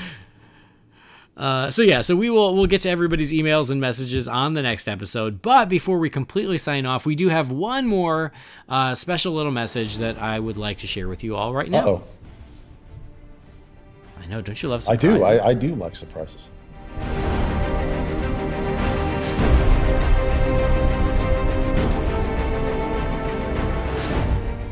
Hey, Holy BatCast family, it's Brendan again. I'm not sure if Andy is going to include this in this 200th episode or not. I didn't really tell him I was going to do this. I just included it with my email, with my other audio. But I wanted to take this opportunity with this 200th episode to just really thank Andy and Jamie for all the hard work and time and effort that they've put in over the last few years to get to 200 episodes. It's a great milestone, but I need to really stress, I'm not saying this as someone who is very much to my luck involved with such a wonderful show. Like, the fact that I'm kind of the third wheel of the tricycle, I guess, that makes up the Holy BatCast family is something that I do not take for granted. I don't take it lightly. I am absolutely honored to be involved with this show and to record and be friends with these two amazing guys in Andy and Jamie. But the reason why I'm recording this little segment is before I was involved, and even now that I am involved, first and foremost, I was and am a fan of this show. I mean, yes, I get to see behind the curtain now, and that's great, but I'm not in every episode, and that's fine too, but I am still such a fan of this show. I can remove myself from being involved, and when a new episode drops, it doesn't matter how many podcasts I have in my queue.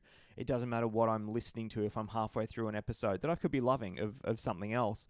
As soon as a new Holy BatCast drops, I put it on, and I can still listen to this show as a fan. And I have listened to, I don't know how many Batman podcasts over the years. Before Holy BatCast even existed, I don't know how many podcasts that were Batman related that I listened to.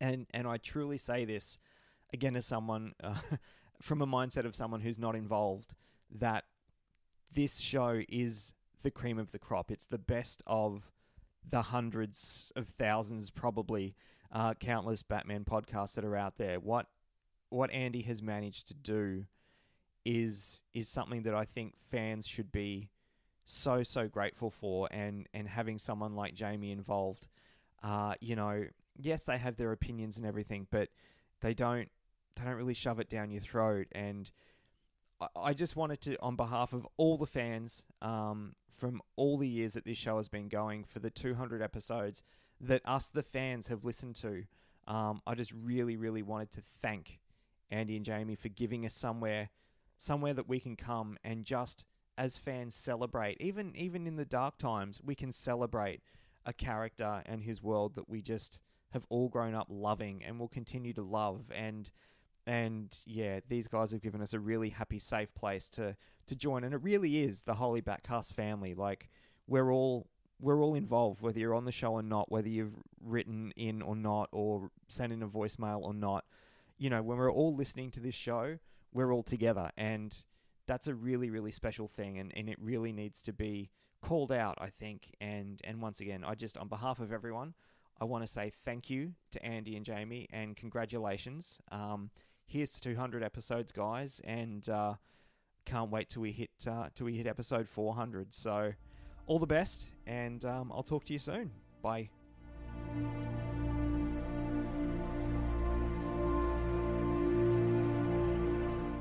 You know, Jamie, sometimes that guy makes it really hard to hate him. Yeah, I got to tell you, with all the spider pics that he's been dropping on my Facebook timeline, I swear when he was going to make that trip over here later this year, I was going to kick him right in the didgeridoo.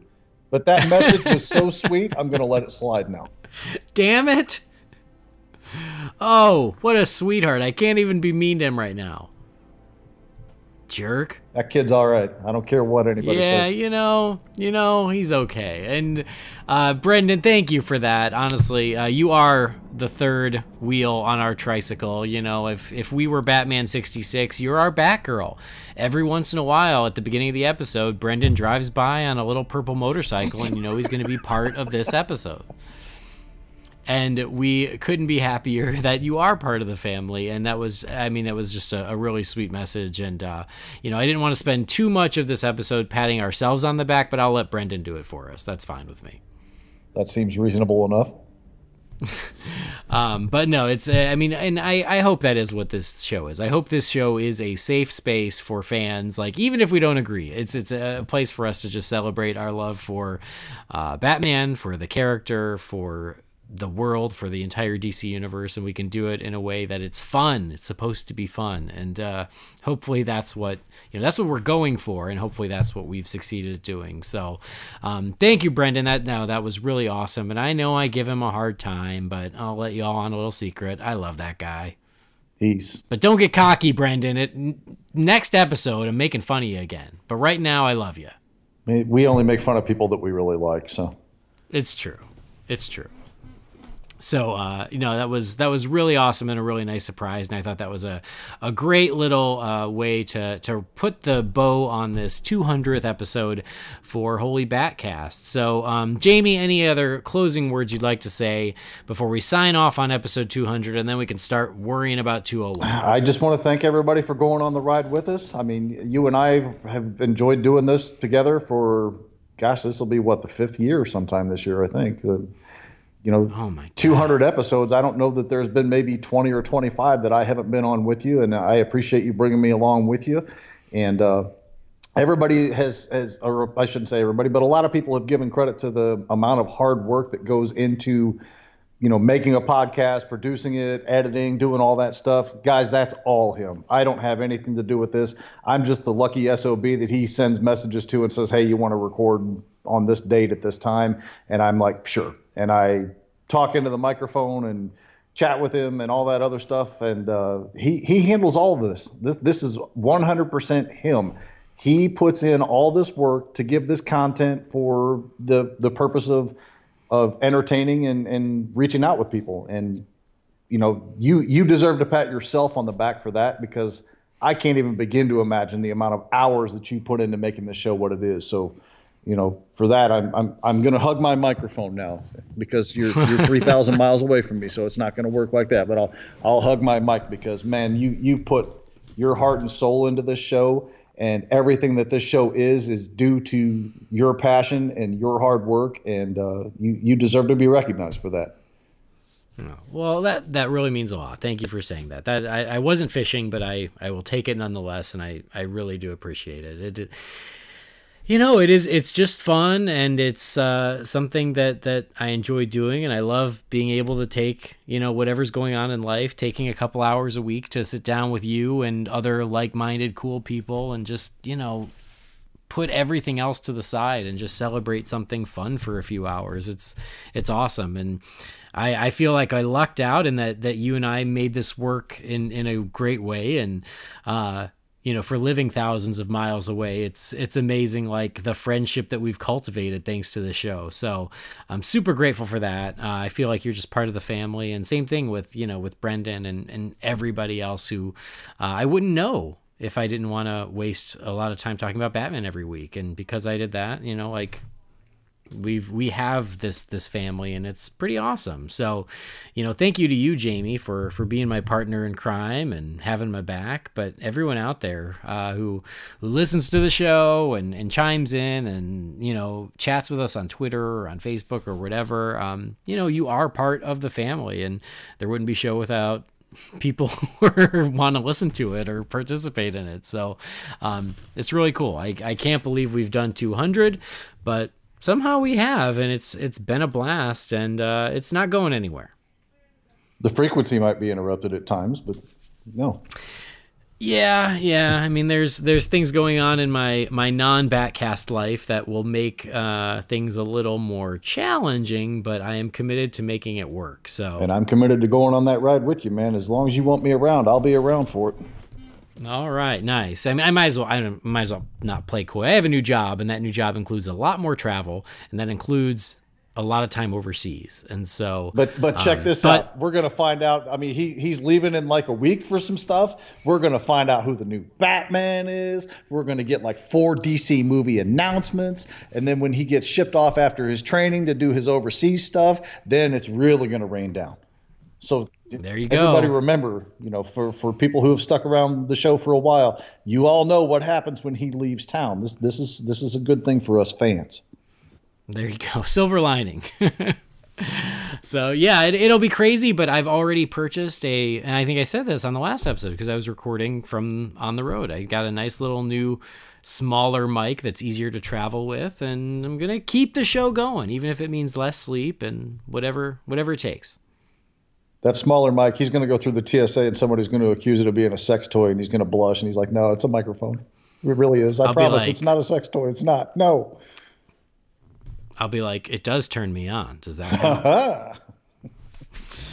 So anyway, no, it's been a hell of a lot of fun, and hopefully you guys out there have enjoyed this very unique and special episode. And again, thank you to everybody who contributed.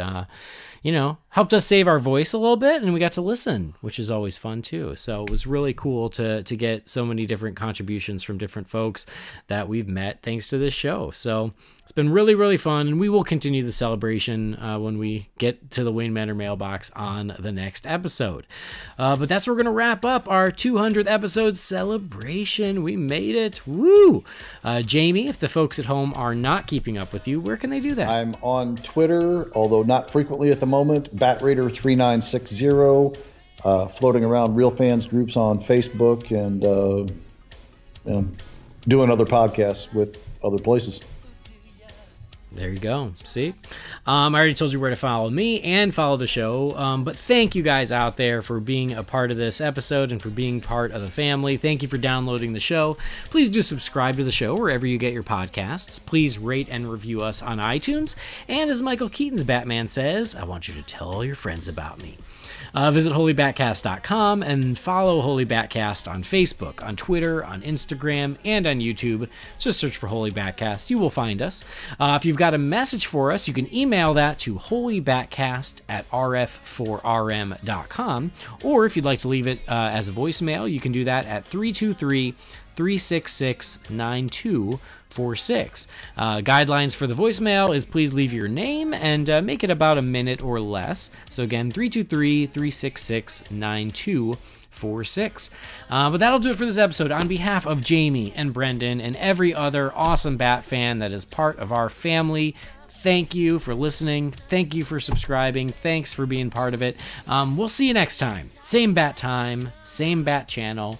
So 200 episodes down. Here's to 200 more. Put up a fight,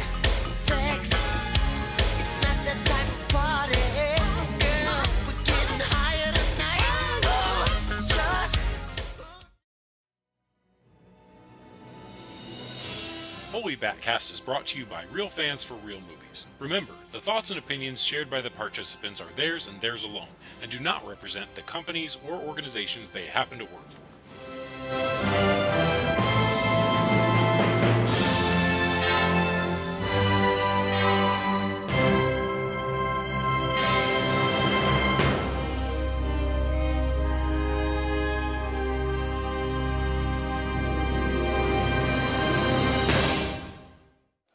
And now, folks, it's time for Who Do You Trust? Hubba, hubba, hubba, money, money, money. Who do you trust? Me?